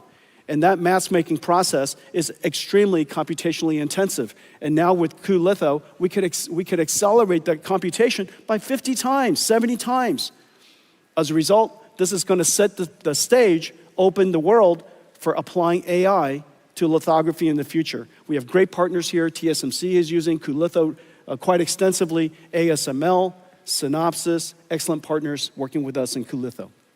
So the libraries themselves is what makes it possible for us, one domain of application after another domain of science, after another domain of physics, to be able to accelerate those applications. But it also opens up markets for us. We look at particular regions and particular markets and we say, that area could really be important to transform to the new way of doing computing. If general purpose computing, after all these years, has run its course, why hasn't it run its course in every single industry? So one of the most important industries, of course, is telecommunications. Just as the world's cloud data centers have now become software-defined, it stands to reason that telecommunication should also be software-defined. And so that's the reason why we've taken now some 6 years to refine and optimize a fully accelerated radio access network, RAN stack, that does incredible performance. For data rate per megawatt, or data rate per watt, we are now on par with the state-of-the-art ASICs. And so once we could do that, once we could achieve that level of performance and functionality, then after that we can layer on top AI. And so we have great partners here. You could see SoftBank and T-Mobile, Indosat and Vodafone are doing trials. Nokia, Samsung, Kyocera are working with us on the full stack. Fujitsu and Cisco are working on the systems. And so now we have the ability to introduce the idea of AI on 5G or AI on 6G along with AI on computing. We're doing that with quantum computing. Quantum computing is still at the noisy, intermediate scale quantum, called NISQ. However, there are many, many good applications we could already start to do. And so we're excited about that. We're working on a quantum classical or quantum GPU computing platform. We call it CUDA-Q, working with amazing companies around the world. GPUs could be used for pre-processing and post-processing, for error correction, for control. And so in the future, I predict that all supercomputers will have quantum accelerators, all have quantum QPUs connected to it. And so a supercomputer would be a QPU with QPUs and GPUs and some CPUs. And that would be the representation of a modern computer. So working with a lot of great companies in this area. AI. 12 years ago, we started with perception. AI models that can understand patterns, recognize speech, recognize images. That was the beginning. The last 5 years, we've been talking about generative AI, the ability for AI to not just understand, but to generate. And so it could generate from text to text. We use that all the time in ChatGPT. Text to images, text to video, video to text, images to text. Almost anything to anything, which is the really amazing thing about AI, that we've discovered a universal function approximator, a universal translator. It can translate from anything to anything else if we can simply tokenize it, represent the bits of information. Well, now we have reached a level of AI that's really important. Generative AI gave us one-shot AI. You give it text and it gives you text back. That was 2 years ago when we first engaged ChatGPT. That was the big, amazing breakthrough. You give it text and it gives you text back. It predicts the next word, predicts the next paragraph. However, intelligence is much more than just what you've learned from a lot of data that you've studied. Intelligence includes the ability to reason, to be able to solve problems that you've not seen before, to break it down step by step, to maybe apply some rules and theorems to solve a problem you've never seen, to be able to simulate multiple options and weigh its benefits. Some of the technology you might have heard about, chain of thought, breaking it down step by step, tree of thought, coming up a whole bunch of paths. All of these technologies are leading the ability for AI to be able to reason. Now, the amazing thing is, once you have the ability to reason, and you have the ability to perceive, that is, let's say, multimodal, read PDFs, you could do search, you can use tools, you have now agentic AI. This agentic AI just does something that I've just described all of us do. We're given a goal, we break it down step by step, we reason about what to do, what's the best way to do it, we consider its consequences, and then we start executing the plan. The plan might include doing some research, might include doing some work, using some tools. It might include reaching out to another AI agent to collaborate with it. Agentic AI is basically understand, think, and act. Well, understand, think, and act is the robotics loop. Agentic AI is basically a robot in a digital form. These are going to be really important in the coming years. We're seeing enormous progress in this area. The next wave, beyond that, is physical AI. AI that understands the world. They understand things like inertia, friction, cause and effect. That if I roll a ball and it goes under a car, depending on the speed of the ball, it probably went to the other side of the car. But the ball did not disappear. Object permanence. You might be able to reason that if there's a table in front of you and you have to go to the other side, the best way to do it is not to go right through it. The best way is maybe go around it or underneath it. To be able to reason about these physical things is really essential to the next era of AI. We call that physical AI. And so in this particular case, you're seeing us simply prompt the AI, and it generates videos to train a self-driving car in different scenarios, and I'll show you more of that later. That's a dog. It said, generate me a dog, generate me one with a bird, with people. And it started out with the image on the left. And then the phase after that, we take reasoning systems, generative systems, physical AI, and this level of capability would now go into a physical embodiment. We call it a robot. If you could imagine that you can prompt an AI to generate a video to reach and pick up a bottle, of course you could imagine telling a robot to reach out and pick up the bottle. The AI capability today has the ability to do those things. Well, the computer that's where we're going in the near future. The computer that we're building to make this possible has properties that are very different than the previous. The revolutionary computer called Hopper came into the world about 3 years ago, and it revolutionized AI as we know it. It became probably the most popular, most well-known computer in the world. In the last several years, we've been working on a new computer to make it possible for us to do inference time scaling, or basically thinking incredibly fast. Because when you think, you're generating a lot of tokens in your head, if you will. You're generating a lot of thoughts, and you iterate in your brain before you produce the answer.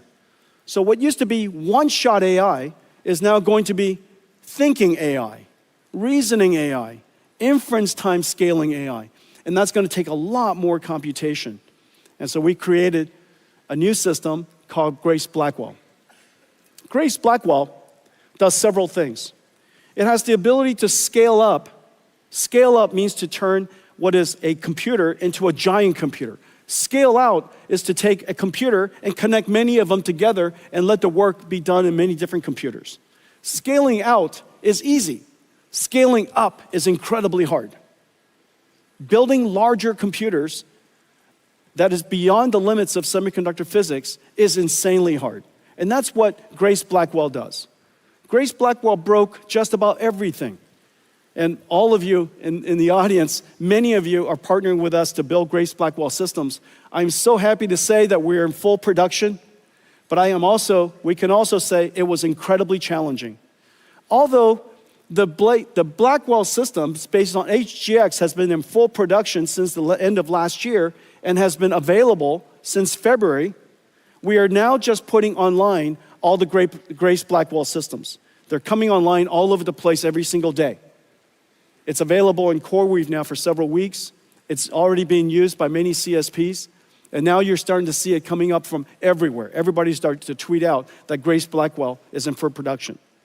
In Q3 of this year, just as I promised, every single year, we will increase the performance of our platform every single year like rhythm. And this year, in Q3, we'll upgrade to Grace Blackwell GB300. The GB300 will increase the same architecture, same physical footprint, same electrical and mechanicals, but the chips inside have been upgraded. It has upgraded with a new Blackwell chip. It's now 1.5 times more inference performance, has 1.5 times more HBM memory, and it has 2 times more networking. And so the overall system performance is higher.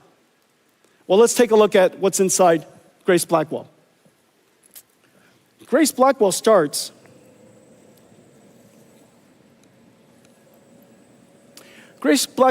with this compute node. This compute node right here, this is one of the compute nodes. This is what the last generation looks like, the B200. This is what B300 looks like. Notice right here in the center, it's 100% liquid cooled now, but otherwise, externally, it's the same. You could plug it into the same systems and same chassis. And so this is the Grace Blackwell GB300 system. It's 1.5 times more inference performance. The training performance is about the same, but the inference performance is 1.5 times more. Now this particular system here is 40 petaflops, which is approximately the performance of the Sierra supercomputer in 2018. The Sierra supercomputer has 18,000 GPUs, Volta GPUs. This one node here replaces that entire supercomputer. 4,000 times increase in performance in 6 years. That is extreme Moore's law. Remember, I've said before that AI, NVIDIA has been scaling computing by about 1 million times every 10 years. And we're still on that track. But the way to do that is not just to make the chips faster. There's only a limit to how fast you can make chips and how big you can make chips. In the case of Blackwell, we even connected 2 chips together to make it possible. TSMC worked with us to invent a new CoWoS process called CoWoS-L that made it possible for us to create these giant chips. But still, we want chips way bigger than that. And so we had to create what is called NVLink. This is the world's fastest switch. This NVLink here, right here, is 7.2 terabytes per second.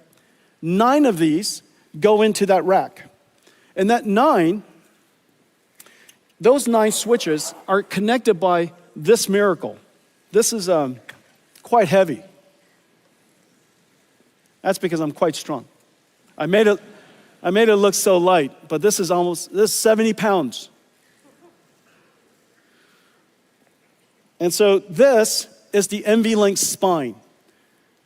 2 miles of cables, 5,000 cables structured, all coaxed, impedance matched, and it connects all 72 GPUs to all of the other 72 GPUs across this network called NVLink switch. 130 terabytes per second of bandwidth across the NVLink spine.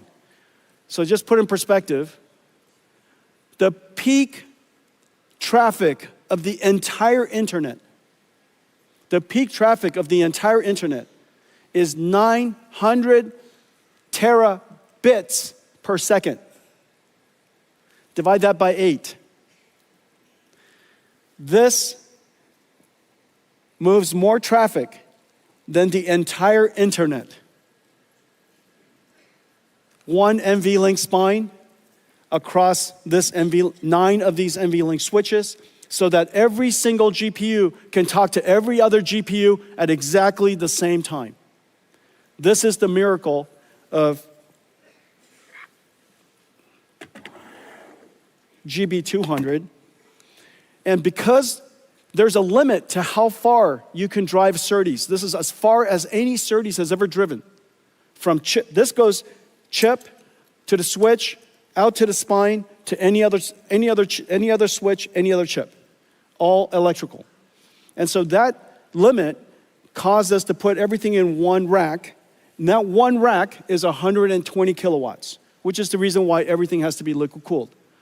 We now have the ability to disaggregate the GPUs out of one motherboard, essentially, across an entire rack. And so that entire rack is one motherboard.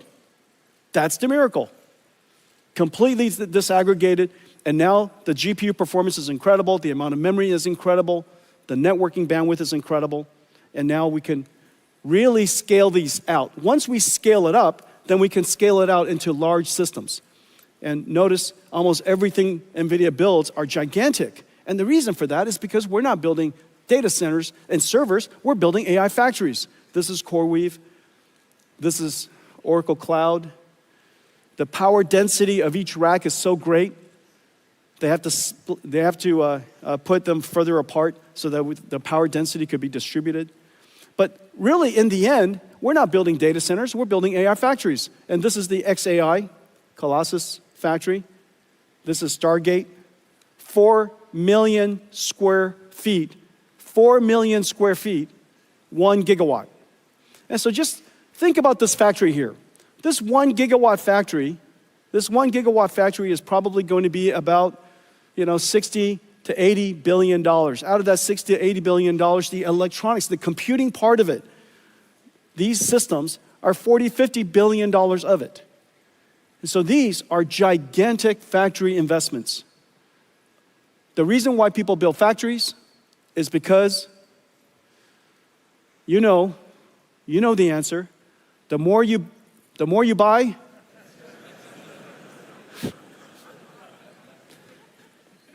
say it with me. The more you buy, the more you make. That's what factories do. Okay.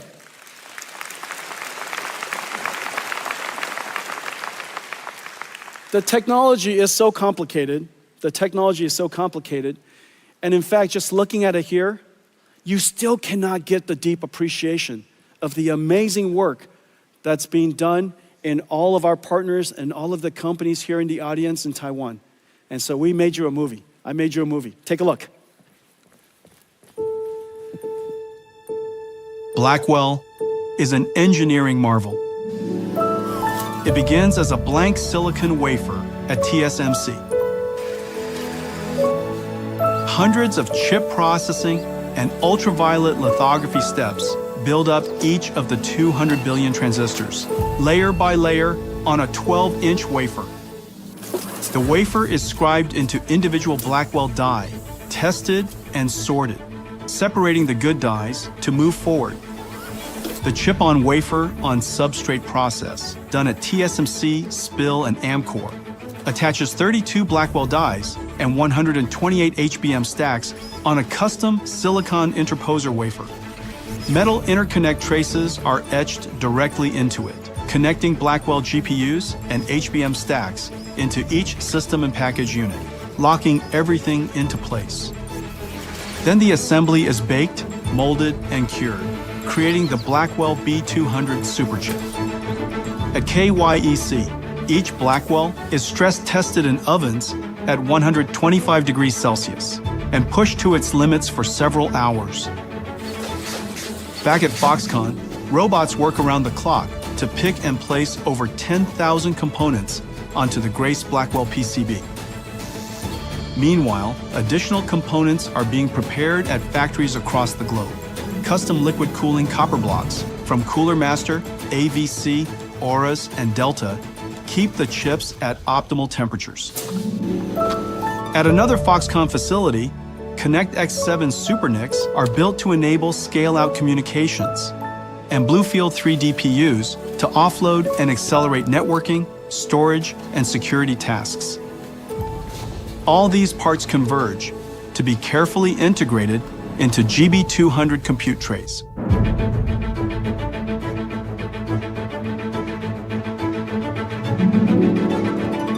NVLink is the breakthrough high-speed link that NVIDIA invented to connect multiple GPUs and scale up into a massive virtual GPU. The NVLink switch tray is constructed with NVLink switch chips, providing 14.4 terabytes per second of all-to-all bandwidth. NVLink spines form a custom blind-mated backplane, integrating 5,000 copper cables to deliver 130 terabytes per second of all-to-all bandwidth. This connects all 72 Blackwells, or 144 GPU dies, into one giant GPU. From around the world, parts arrive.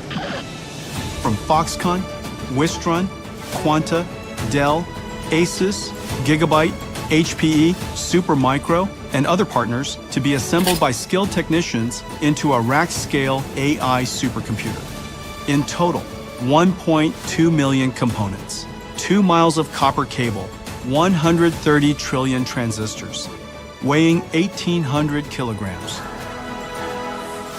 From the first transistor etched into a wafer to the last bolt fastening the Blackwell rack, every step carries the weight of our partners' dedication, precision, and craft. Blackwell is more than a technological wonder. It's a testament to the marvel of the Taiwan technology ecosystem.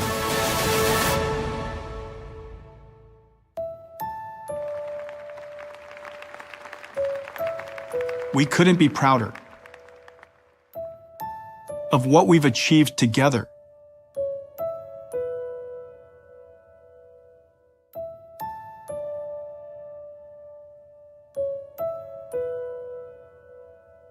Thank you, Taiwan.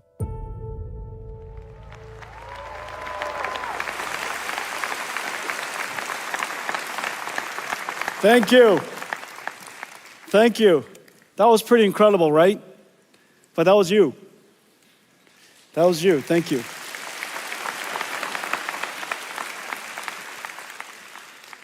Well, Taiwan doesn't just build supercomputers for the world. Today, I'm very happy to announce that we're also building AI for Taiwan. And so today we're announcing that Foxconn, Taiwan, the Taiwanese government, NVIDIA, TSMC, we're going to build the first giant AI supercomputer here for the AI infrastructure and the AI ecosystem of Taiwan. Thank you.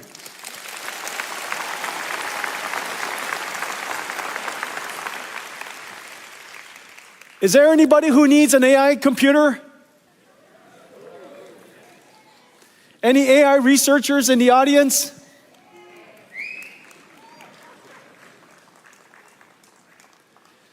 Every single student, every researcher, every scientist, every startup, every large established company, TSMC themselves does enormous amounts of AI and scientific research already.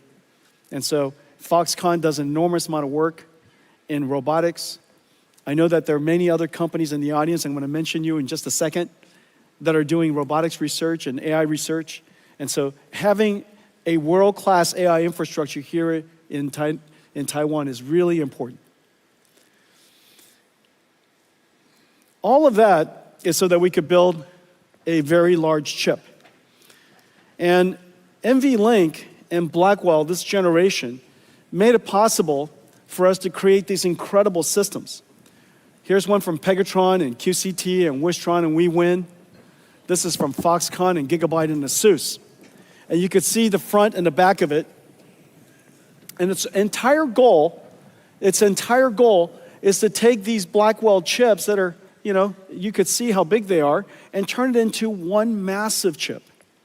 Now, the ability to do that, of course, was made possible by NVLink.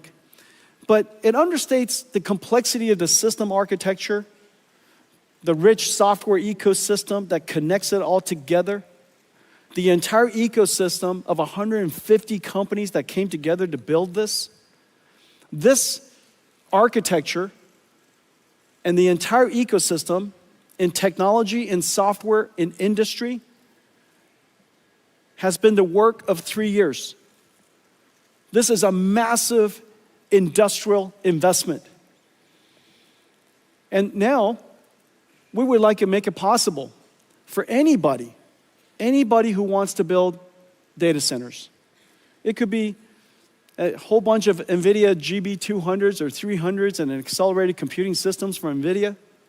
It could be somebody else. And so today, we're announcing something very special. We're announcing NVIDIA NVLink Fusion. NVLink Fusion is so that you can build semi-custom AI infrastructure.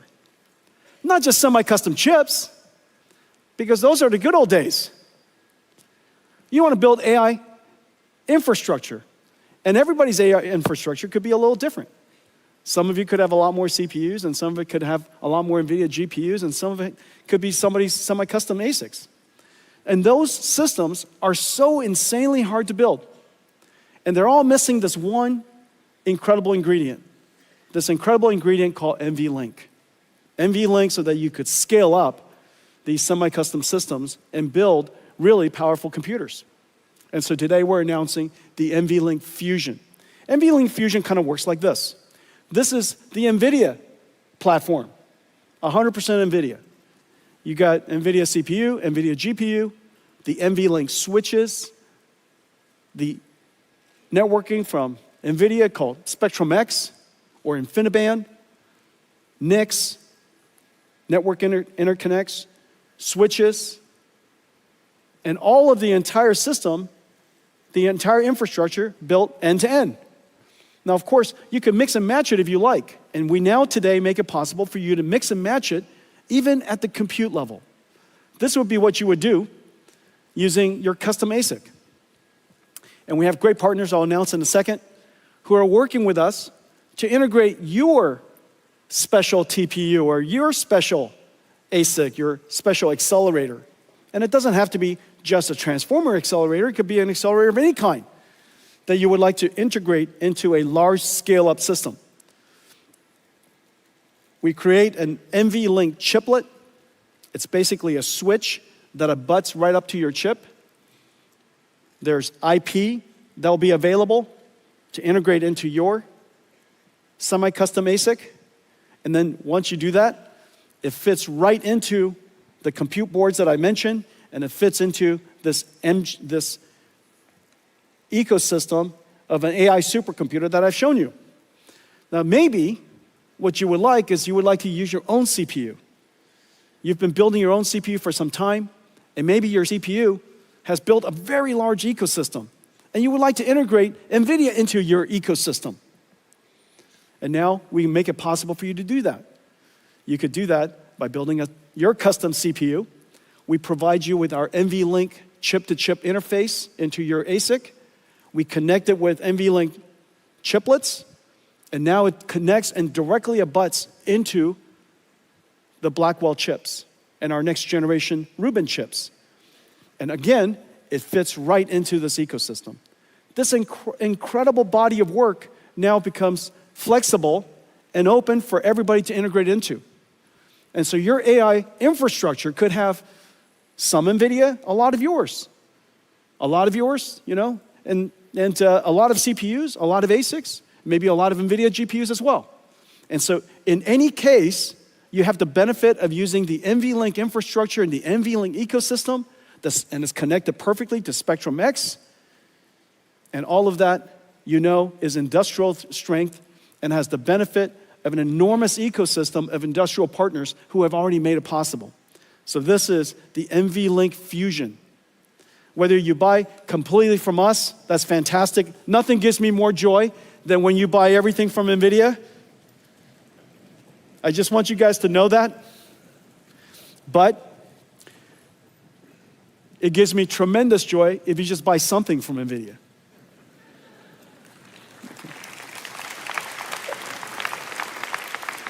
And so we have some great partners. L-Chip, Astera Labs, Marvell, and one of our great partners, MediaTek, are going to be partnering with us to work with ASIC or semi-custom customers, hyperscalers, who would like to build these things, or CPU vendors who would like to build these things, and they would be their semi-custom ASIC provider. We also have Fujitsu and Qualcomm who are building their CPUs with NVLink to integrate into our ecosystem. And Cadence and Synopsys, we've worked with them to transfer our IP to them so that they can work with all of you and make that IP available to all of your chips. So this ecosystem is incredible, but this just highlights the NVLink Fusion ecosystem. Once you work with them, you instantly get integrated into the entire larger NVIDIA ecosystem that makes it possible for you to scale up into these AI supercomputers. Now let me talk to you about some new product categories. As you know, I've shown you a couple of different computers. However, in order to serve the vast majority of the world, there are still some computers that are missing. And so I'm going to talk about them. But before I do that, I want to give you an update that in fact, this new computer we call DGX Spark is in full production. DGX Spark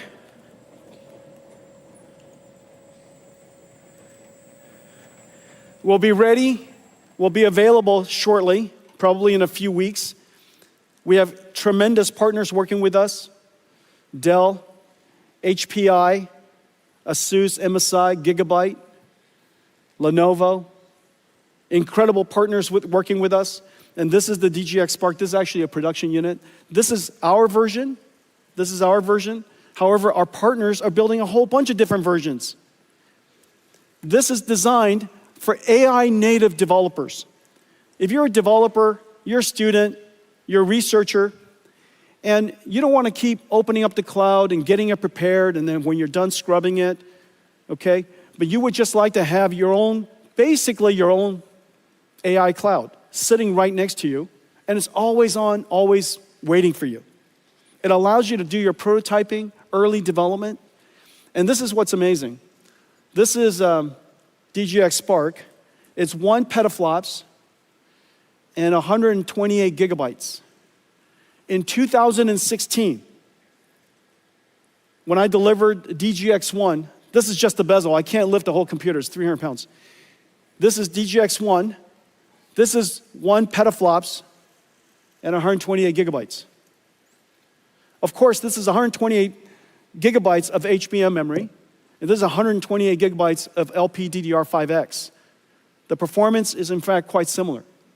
But what's most important is that the work that you could work on this is the same work you could do here. It's an incredible achievement over just the course of about 10 years. Okay, so this is DGX Spark for anybody who would like to have their own AI supercomputer. And it's, I'll let all of our partners price it for themselves, but one thing for sure, everybody can have one for Christmas.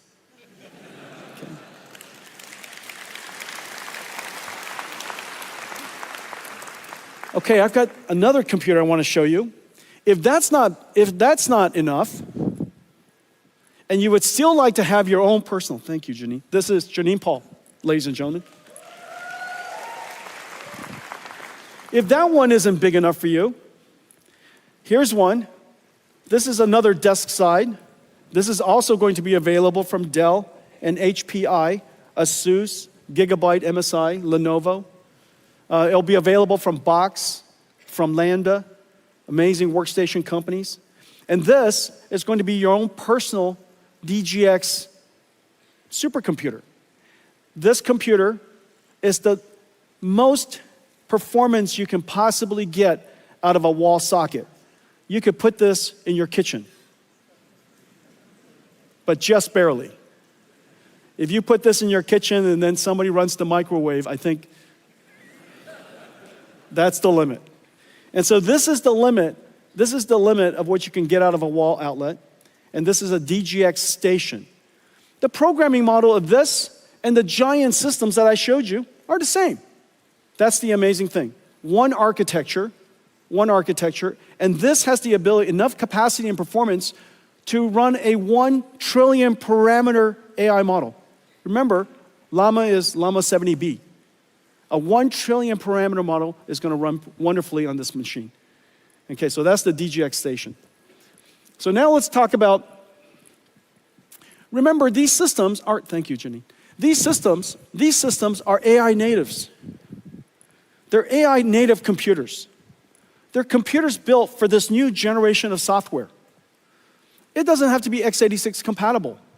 It doesn't have to run traditional IT software. It doesn't have to run hypervisors. It doesn't have to run it doesn't have to run Windows. These computers are designed for the modern AI native applications. Of course, these AI applications could be APIs that can be called upon by the traditional and the classical applications.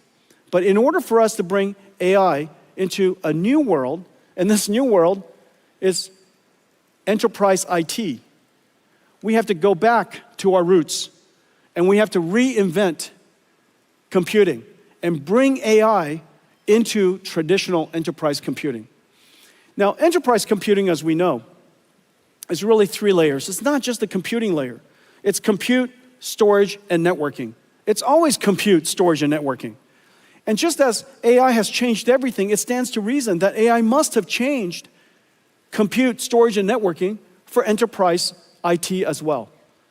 Well, that lower layer has to be completely reinvented, and we're in the process of doing that. I'm going to show you some new products that unlocks enterprise IT for us. It has to work with the traditional IT industry, and it has to add a new capability. And the new capability for enterprise is agentic AI. Basically, digital marketing campaign manager, a digital researcher, a digital software engineer, digital customer service, digital chip designer, digital supply chain manager, digital versions, AI versions of all of the work that we used to do. And as I mentioned earlier, agentic AI has the ability to reason, use tools, work with other AIs. So in a lot of ways, these are digital workers. They're digital employees. The world has a shortage of labor. We have a shortage of workers. By 2030, by about 30 to 50 million shortage. It's actually limiting the world's ability to grow. And so now we have these digital agents that can work with us. 100% of NVIDIA software engineers now have digital agents working with them so that they can help them, assist them in developing better code and more productively. And so in the future, you're going to have this layer, that's our vision. You're going to have a layer of agentic AIs, AI agents. And so what's going to happen to the world? What's going to happen to enterprise? Whereas we have HR for human workers, we're going to have IT becoming the HR of digital workers. And so we have to create the necessary tools for today's IT industry, today's IT workers, to be able to manage, improve, evaluate a whole family of AI agents that are working inside their company. And so that's the vision of what we want to build. But first, we have to reinvent computing. Remember what I said. Enterprise IT works on x86. It runs traditional software, such as hypervisors from VMware or IBM Red Hat or Nutanix. It runs a whole bunch of classical applications. And we need to have computers that do the same thing while it adds this new capability, called Agent AI. And so let's take a look at that.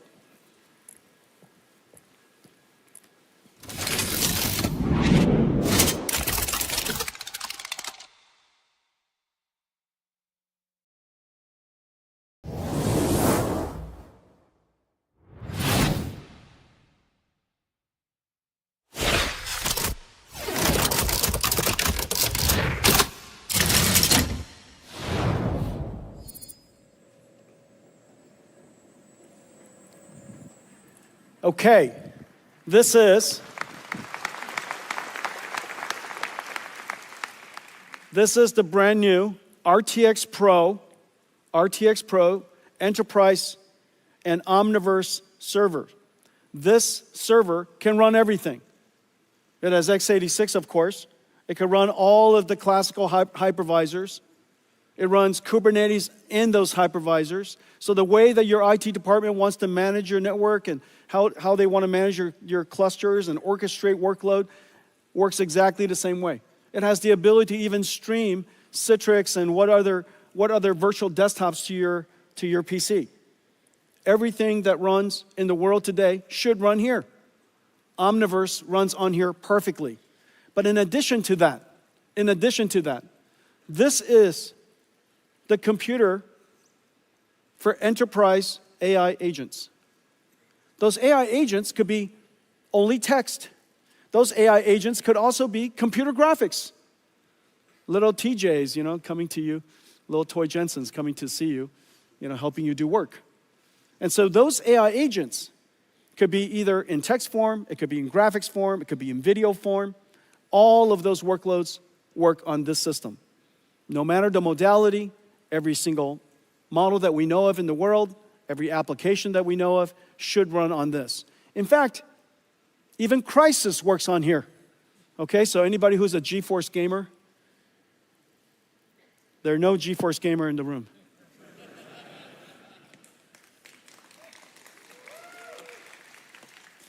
Okay, what connects these 8 GPUs, the new Blackwell RTX Pro 6000s, is this new motherboard. This new motherboard is actually a switched network.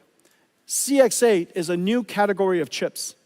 It's a switch first, networking chip second. It's also the most advanced networking chip in the world. This is now in volume production, CX8. In the CX8, you plug in the GPUs. The CX8s are in the back. PCI Express connected here. CX8 communicates between them. And the networking bandwidth is incredibly high at 800 gigabits per second. And this is the transceiver that plugs into here. So each one of these GPUs have their own networking interface. All of the GPUs are now communicating to all of the other GPUs on east-west traffic. Incredible performance. Now, the surprising part is this, how incredible it is. So this is RTX Pro. This is the performance, and I showed you guys at GTC how to think about performance in the world of AI factories. The way to think about this is throughput. This is tokens per second, which is the y-axis. The more output your factory, the more tokens you produce. Okay, so throughput is measuring tokens per second. However, every AI model is not the same. And some AI models require much more reasoning. And so you need those AI models, you need the performance per user to be very high. So the tokens per second per user has to be high. And this is the problem with factories. Factories either like to have high throughput or low latency, but it doesn't like to have both. And so the challenge is how to create an operating system that allows us to have high throughput, the y-axis, while having very low latency, which is the y-axis, interactivity, tokens per second per user. And so this chart tells you something about the overall performance of the computer, of the overall computers of the factory. Look at all of those different colors. It represents the different ways you have to configure all of our GPUs to achieve the performance. Sometimes you need pipeline parallelism. Sometimes you want expert parallelism. Sometimes you want a batch. Sometimes you want to do speculative decoding. Sometimes you don't. And so all of those different types of algorithms have to be applied separately and differently depending on the workload. And the Pareto, the outside area, the overall area of that curve represent the capability of your factory. Okay? And so notice something. Hopper this is the most famous computer in the world, Hopper H100, the HGX, $225,000 Hopper is down there. And the Blackwell server you just saw, the enterprise server, is 1.7 times its performance. But this is amazing. This is Llama 70B. This is DeepSeek R1. DeepSeek R1 is 4 times. Now the reason for that, of course, the DeepSeek R1 has been optimized, and DeepSeek R1 is genuinely a gift to the world's AI industry. The amount of computer science breakthrough is really quite significant and has really opened up a lot of great research for researchers in the United States and around the world. Everywhere I go, DeepSeek R1 has made a real impact in how people think about AI and how think about inference and how think about reasoning AIs. They've made a great contribution to the industry and to the world. And so this is DeepSeek R1. The performance is 4 times the state-of-the-art H100. That kind of puts it in perspective, okay? And so if you're building enterprise AI, we now have a great server for you. We now have a great system for you. It's a computer you could run anything on. It's a computer that has incredible performance. And it, you know, whether it's x86 or AI, all of it runs. Okay, our RTX Pro server is in volume production across all of our partners in the industry. This is likely the largest go-to market of any system we have ever taken to market. So thank you very much.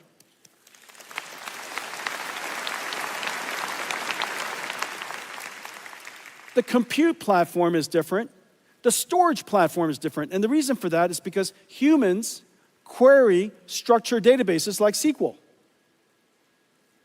People query structured databases like SQL. But AI wants to query unstructured data. They want semantic, they want meaning. And so we have to create a new type of storage platform. And this is the NVIDIA AI Data Platform. On top, just as SQL servers, SQL software, and file storage software from your storage vendors that you work with, there's a layer of very complicated software that goes with storage. Most storage companies, as you know, is mostly a software company. That software layer is incredibly complicated. And so on top of a new type of storage system is going to be a new query system we call IQ, NVIDIA AIQ or IQ. And it's really state-of-the-art, it's fantastic. And working with basically everybody in the storage industry. Your future storage is no longer CPUs sitting on top of a rack of storage. It's going to be GPUs sitting on top of a rack of storage. And the reason for that is because you need the system to embed, find the meaning in the data, in the unstructured data, in the raw data. You have to index, you have to do the search, and you have to do the ranking. So that process is very compute intensive. And so most storage servers in the future will have a GPU computing node in front of it. It's based on the models that we create. Almost everything that I'm about to show you starts with great AI models. We create AI models. We put a lot of energy and technology into post-training of open AI models. We post-train these AI models with data that is completely transparent to you. It is safe and secure data, and it's completely okay to use to train, and we make that list available to you to see. And so it's completely transparent. We make the data available to you. We post-train the models, and our post-trained model performance is really incredible. It's right now, downloadable open source reasoning model. The Llama Nemotron reasoning model is the world's best. It's been downloaded tremendously. And also, we also surround it with a whole bunch of other AI models so that you can do what is called IQ, the retrieval part of it. It's 15 times faster than what's available out there, 50% better query results. And so these models are available, all available to you. Its blueprints are, the IQ blueprint are open source. And we work with the storage industry to integrate these models into their storage stack, their AI platform. This is vast. This is what it looks like. I'm not going to go into it. I just want to give you a texture of the AI models that are integrated into their platform. Let's take a look at what VAST has done. Agentic AI changes how businesses use data to make decisions. In just 3 days, VAST built a sales research AI agent using the NVIDIA IQ blueprint and its accelerated AI data platform. Using Nemo Retriever, the platform continuously extracts, embeds, and indexes data for fast semantic search. First, the agent drafts an outline,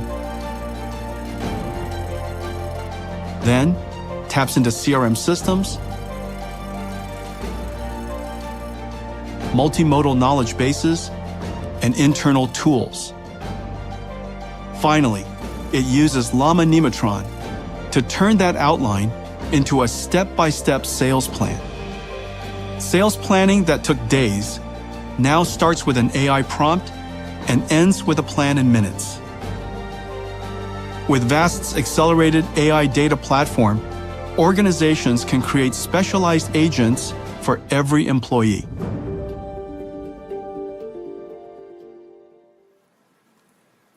Okay, so that's Vast. Dell has a great AI platform, one of the world's leading storage vendors. Hitachi has a great AI platform, AI data platform. IBM is building an AI data platform with NVIDIA NeMo. NetApp is building an AI platform. As you could see, all of these are open to you. And if you're building an AI platform with a semantic query AI in front of it, NVIDIA NeMo is the world's best. Okay, so that gives you now compute for enterprise and storage for enterprise. The next part is a new layer of software called AI Ops. Just as supply chain has their ops and HR has their ops, in the future, IT will have AI Ops. And they will curate data, they'll fine-tune the models, they'll evaluate the models, guardrail the models, secure the models, and we have a whole bunch of libraries of models necessary to integrate into the AI Ops ecosystem. We got great partners to help us do that, to take it to market for us. CrowdStrike is working with us. Data IQ is working with us. Data Robots is working with us. You can see these are all AI operations creating fine-tuning models and deploying models for agentic AI in enterprise. And you could see NVIDIA libraries and models integrated all over it. So Data Robots, here's Data Stacks. This is Elastic. I think I heard somewhere that they're downloaded 400 billion times. This is Nutanix. This is Red Hat. This is Trend Micro here in Taiwan. I think I saw Eva earlier. Okay, hi Eva. Okay, weights and biases. Okay, and so that's it. This is how we're going to bring to the world's enterprise IT the ability to add AI to everything that you do. You're not going to rip out everything from IT, the enterprise IT organizations, because companies have to run. But we can add AI into it. And now we have systems that are enterprise ready with ecosystem partners, incredible ecosystem partners. I think I saw Jeff earlier. There's Jeff Clark, the great Jeff Clark. He's been coming to Taiwan for as long as I have been coming to Taiwan, and has been a partner of yours for a long time. So there's Jeff Clark. And so our ecosystem partners, Dell and others, are going to take this platform, these platforms, to the world's enterprise IT. Okay, let's talk about robots. So agentic AIs, AI agents, a lot of different ways to say it, agents are essentially digital robots. Reason for that is because a robot perceives, understands, and plans.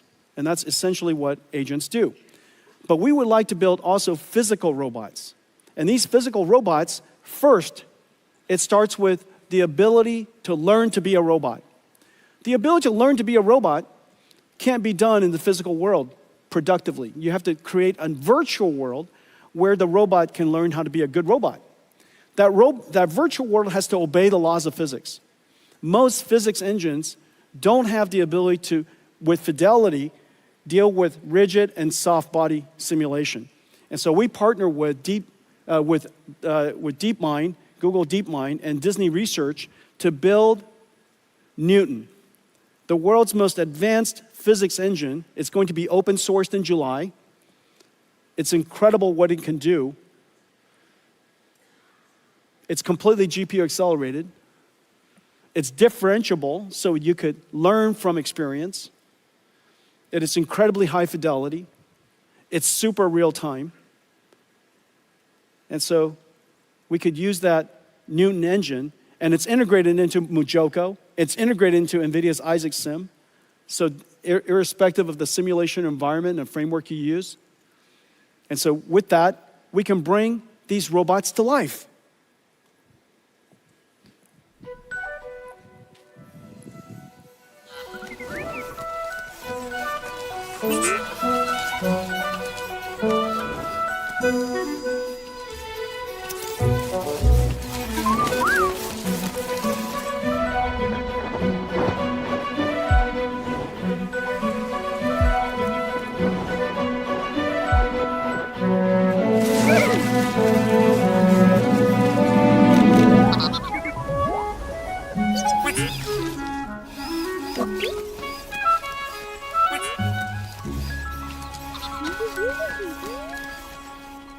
Who doesn't want that?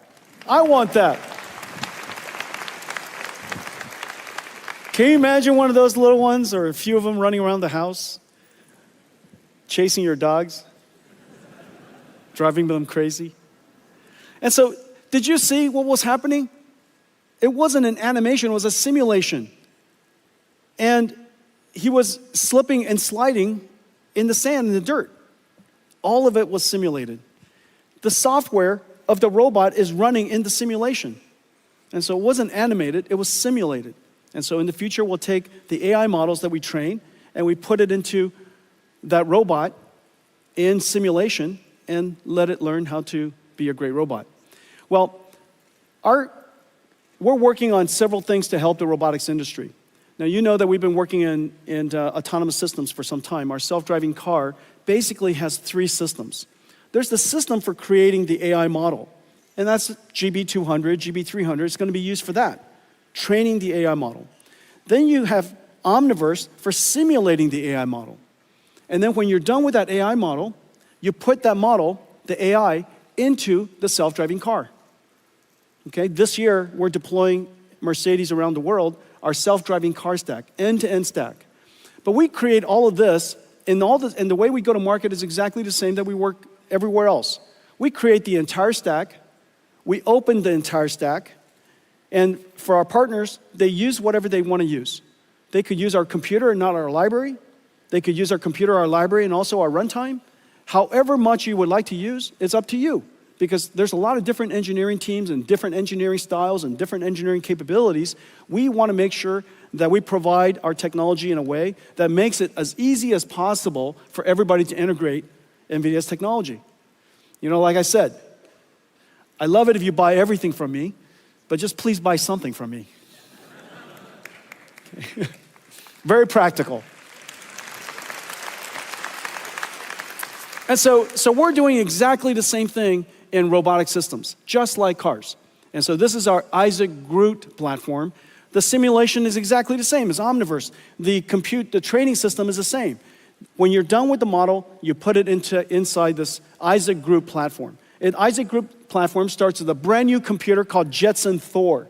This is just started in production. It is an incredible processor. Basically, a robotic processor goes to self-driving cars, and it goes into a human or robotic system. On top is an operating system we call NVIDIA Isaac. The NVIDIA Isaac operating system is the runtime. It does all of the neural network processing, the sensor processing, pipelines all of it, and deliver actuated results.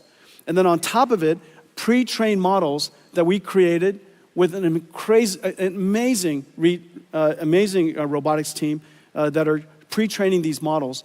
And all the tools necessary in creating this, we make available, including the model. And so today we're announcing that Isaac GR00T N1.5 is now open sourced. And it's open to the world to use. It's been downloaded 6,000 times already. And the popularity and the likes and the appreciation from the community is incredible. And so that's creating the model. We also open the way we created the model. The biggest challenge in robotics is, the biggest challenge in AI overall is, what is your data strategy? And your data strategy has to be, that's where a great deal of research and a great deal of technology goes into. In the case of robotics, human demonstration, just like we demonstrate to our children or a coach demonstrates to an athlete, you demonstrate using teleoperations.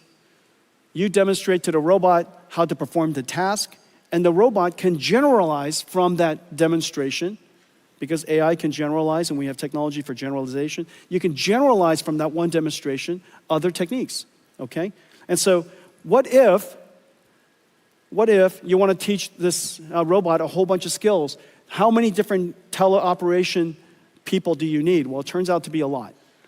And so what we decided to do was use AI to amplify the human demonstration systems. And so this is essentially going from real to real and using an AI to help us expand, amplify the amount of data that was collected during human demonstration to train an AI model. Let's take a look. The age of generalist robotics has arrived. with breakthroughs in mechatronics, physical AI, and embedded computing. Just in time, as labor shortages limit worldwide industrial growth. A major challenge for robot makers is the lack of large-scale, real, and synthetic data to train models. Human demonstrations aren't scalable, limited by the number of hours in a day. Developers can use NVIDIA Cosmos Physical AI World Foundation models to amplify data. Groot Dreams is a blueprint built on Cosmos for large-scale synthetic trajectory data generation, a reel-to-reel data workflow. First, developers fine-tune Cosmos with human demonstrations recorded by teleoperation of a single task in a single environment. Then, they prompt the model with an image and new instructions to generate dreams, or future world states. Cosmos is a generative model, so developers can prompt using new action words without having to capture new teleop data. Once a large number are generated, Cosmos reasons and evaluates the quality of each dream, selecting the best for training. But these dreams are still just pixels. Robots learn from actions. The Groot Dreams blueprint generates 3D action trajectories from the 2D dream videos. This is then used to train the robot model. Groot Dreams lets robots learn a huge variety of new actions with minimal manual captures. So a small team of human demonstrators can now do the work of thousands.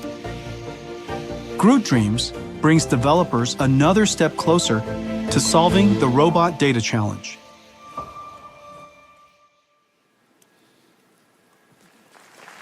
Is that great? So in order for robotics to happen, you need AI. But in order to teach the AI, you need AI. And so this is really the great thing about the era of agents, where we need a large amount of synthetic data generation, robotics, a large amount of synthetic data generation, and skill learning called fine-tuning, which is a lot of reinforcement learning, and enormous amount of compute. And so this is a whole era where the training of these AI, the development of these AI, as well as the running of the AI needs an enormous amount of compute. Well, as I mentioned earlier, the world has a severe shortage of labor. And the reason why humanoid robotics is so important is because it is the only form of robot that can be deployed almost anywhere brownfield. It doesn't have to be greenfield. It could fit into the world we created. It could do the tasks that we made for ourselves. We engineered the world for ourselves, and now we could create a robot that fit into that world to help us. Now, the amazing thing about human robotics is not just the fact that if it worked, it could be quite versatile. It is likely the only robot that is likely to work. And the reason for that is because technology needs scale. Most of the robotic systems we've had so far are too low volume. And those low volume systems will never achieve the technology scale to get the flywheel going far enough, fast enough, so that we're willing to dedicate enough technology into it to make it better. But humanoid robot, it is likely to be the next multi-trillion-dollar industry. And the technology innovation is incredibly fast. And the consumption of computing and data centers, enormous. But this is one of those applications that needs 3 computers. One computer is an AI for learning. One computer is a simulation engine where the AI can learn how to be a robot in a virtual environment, and then also the deployment of it. Everything that moves will be robotic. As we put these robots into the factories, remember, the factories are also robotic. Today's factories are so incredibly complex. This is Delta's manufacturing line, and they're getting it ready for a robotic future. It is already robotics and software defined, and now in the future there will be robots working in it. In order for us to create robots and design robots that operate as a fleet, as a team, working together in a factory that is also robotic, we have to give it omniverse to learn how to work together. And that digital twin, you now have a digital twin of the robot, you have a digital twin of all of the equipment, you're going to have digital twin of the factory. Those nested digital twins are going to be part of what Omniverse is able to do. This is Delta's digital twin. This is WeWin's digital twin. Now, while you're looking at this, if you look at it too closely, you think that it's in fact photographs. These are all digital twins. They're all simulations. They just look beautiful. The image just looks beautiful, but they're all digital twins. This is Pegatron's digital twin. This is Foxconn's digital twin. This is Gigabyte's digital twin. This is Quanta's. This is Wistron's. TSMC is building a digital twin of their next fab. As we speak, there are $5 trillion of plants being planned around the world. Over the next 3 years, $5 trillion of new plants. Because the world is reshaping, because reindustrialization moving around the world, new plants are being built everywhere. This is an enormous opportunity for us to make sure that they build it well and cost effectively and on time. And so putting everything into a digital twin is really a great first step and preparing it for a robotic future. In fact, building that $5 trillion doesn't include a new type of factory that we're building. And even our own factories, we put in a digital twin. This is the NVIDIA AI factory in a digital twin. Kaohsiung is a digital twin. They made Kaohsiung a digital twin. There are already hundreds of thousands of buildings, millions of miles of roads. And so, yes, Kaohsiung is a digital twin. Let's take a look at all of this. Taiwan is pioneering software-defined manufacturing. TSMC, Foxconn, Wistron, Pegatron, Delta Electronics, Quanta, WeWin, and Gigabyte are developing digital twins on NVIDIA Omniverse for every step of the manufacturing process. TSMC with MedAI generate 3D layouts of an entire fab from 2D CAD and develop AI tools on Cuopt that can simulate and optimize intricate piping systems across multiple floors, saving months of time. Quanta, Wistron, and Pegatron plan new facilities and production lines virtually prior to physical construction, saving millions in costs by reducing downtime. Pegatron simulates solder paste dispensing, reducing production defects. Quanta uses Siemens Teamcenter X with Omniverse to analyze and plan multi-step processes. Foxconn, Wistron, and Quanta simulate power and cooling efficiency of test data centers with Cadence Reality Digital Twin. And to develop physical AI-enabled robots, each company uses its digital twin as a robot gym to develop, train, test, and simulate robots. Whether manipulators, AMRs, humanoids, or vision AI agents as they perform their tasks, or work together as a diverse fleet. And when connected to the physical twin with IoT, each digital twin becomes a real-time interactive dashboard. Pegatron uses NVIDIA Metropolis to build AI agents who help employees learn complex techniques. Taiwan is even bringing digital twins to its cities. LinkerVision and the city of Kaohsiung use a digital twin to simulate the effects of unpredictable scenarios and build agents that monitor city camera streams, delivering instant alerts to first responders. The age of industrial AI is here, pioneered by the technology leaders of Taiwan, powered by Omniverse.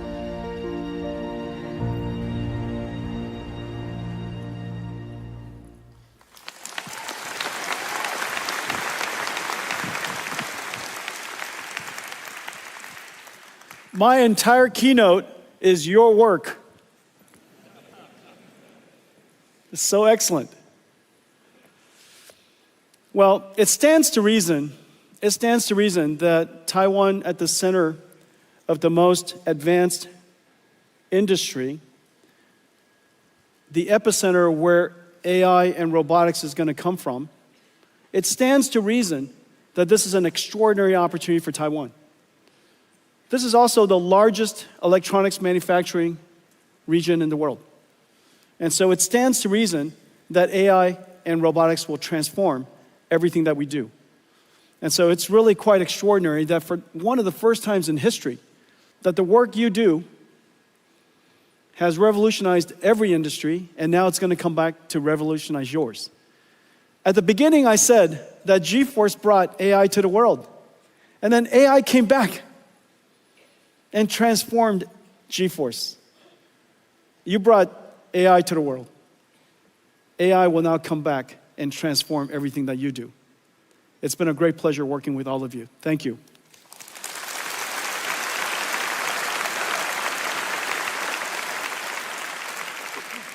I have a new product. I announced several products already today, but I have a new product to announce. We've been building out in Space Dock for some time. And I think it's time for us to reveal one of the largest products that we've ever built. And it's parked outside waiting for us. Let's see how it goes.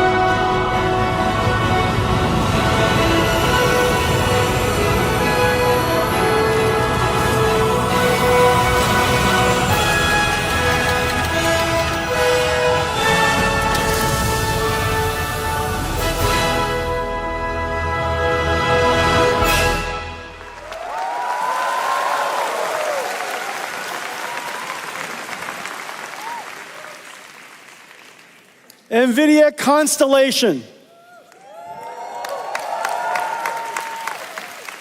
NVIDIA Constellation. Well, as you know, we have been growing. And all of our partnerships with you have been growing. The number of engineers we have here in Taiwan have been growing.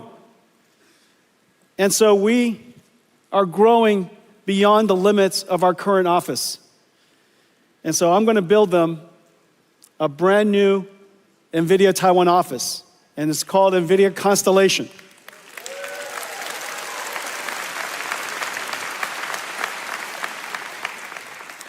We've also been selecting the sites.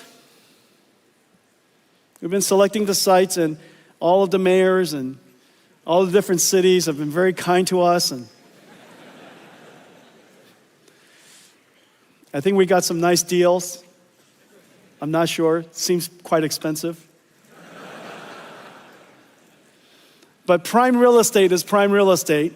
And so today, I'm very pleased to announce that NVIDIA Constellation will be at Beitou Shiling.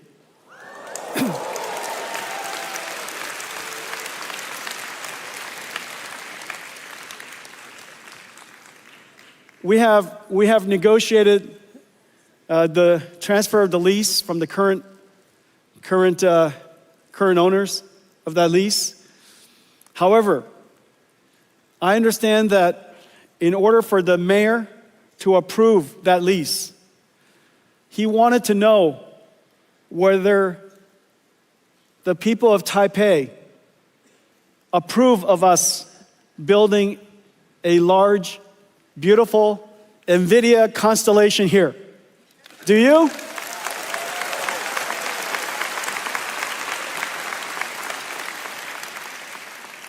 He also asked for you to call him.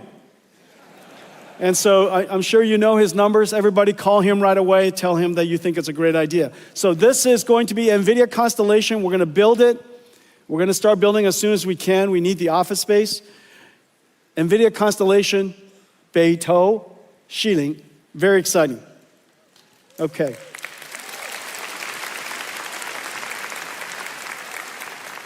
Well, I want to thank all of you. I want to thank all of you for your partnership over the years. We are at a once-in-a-lifetime opportunity.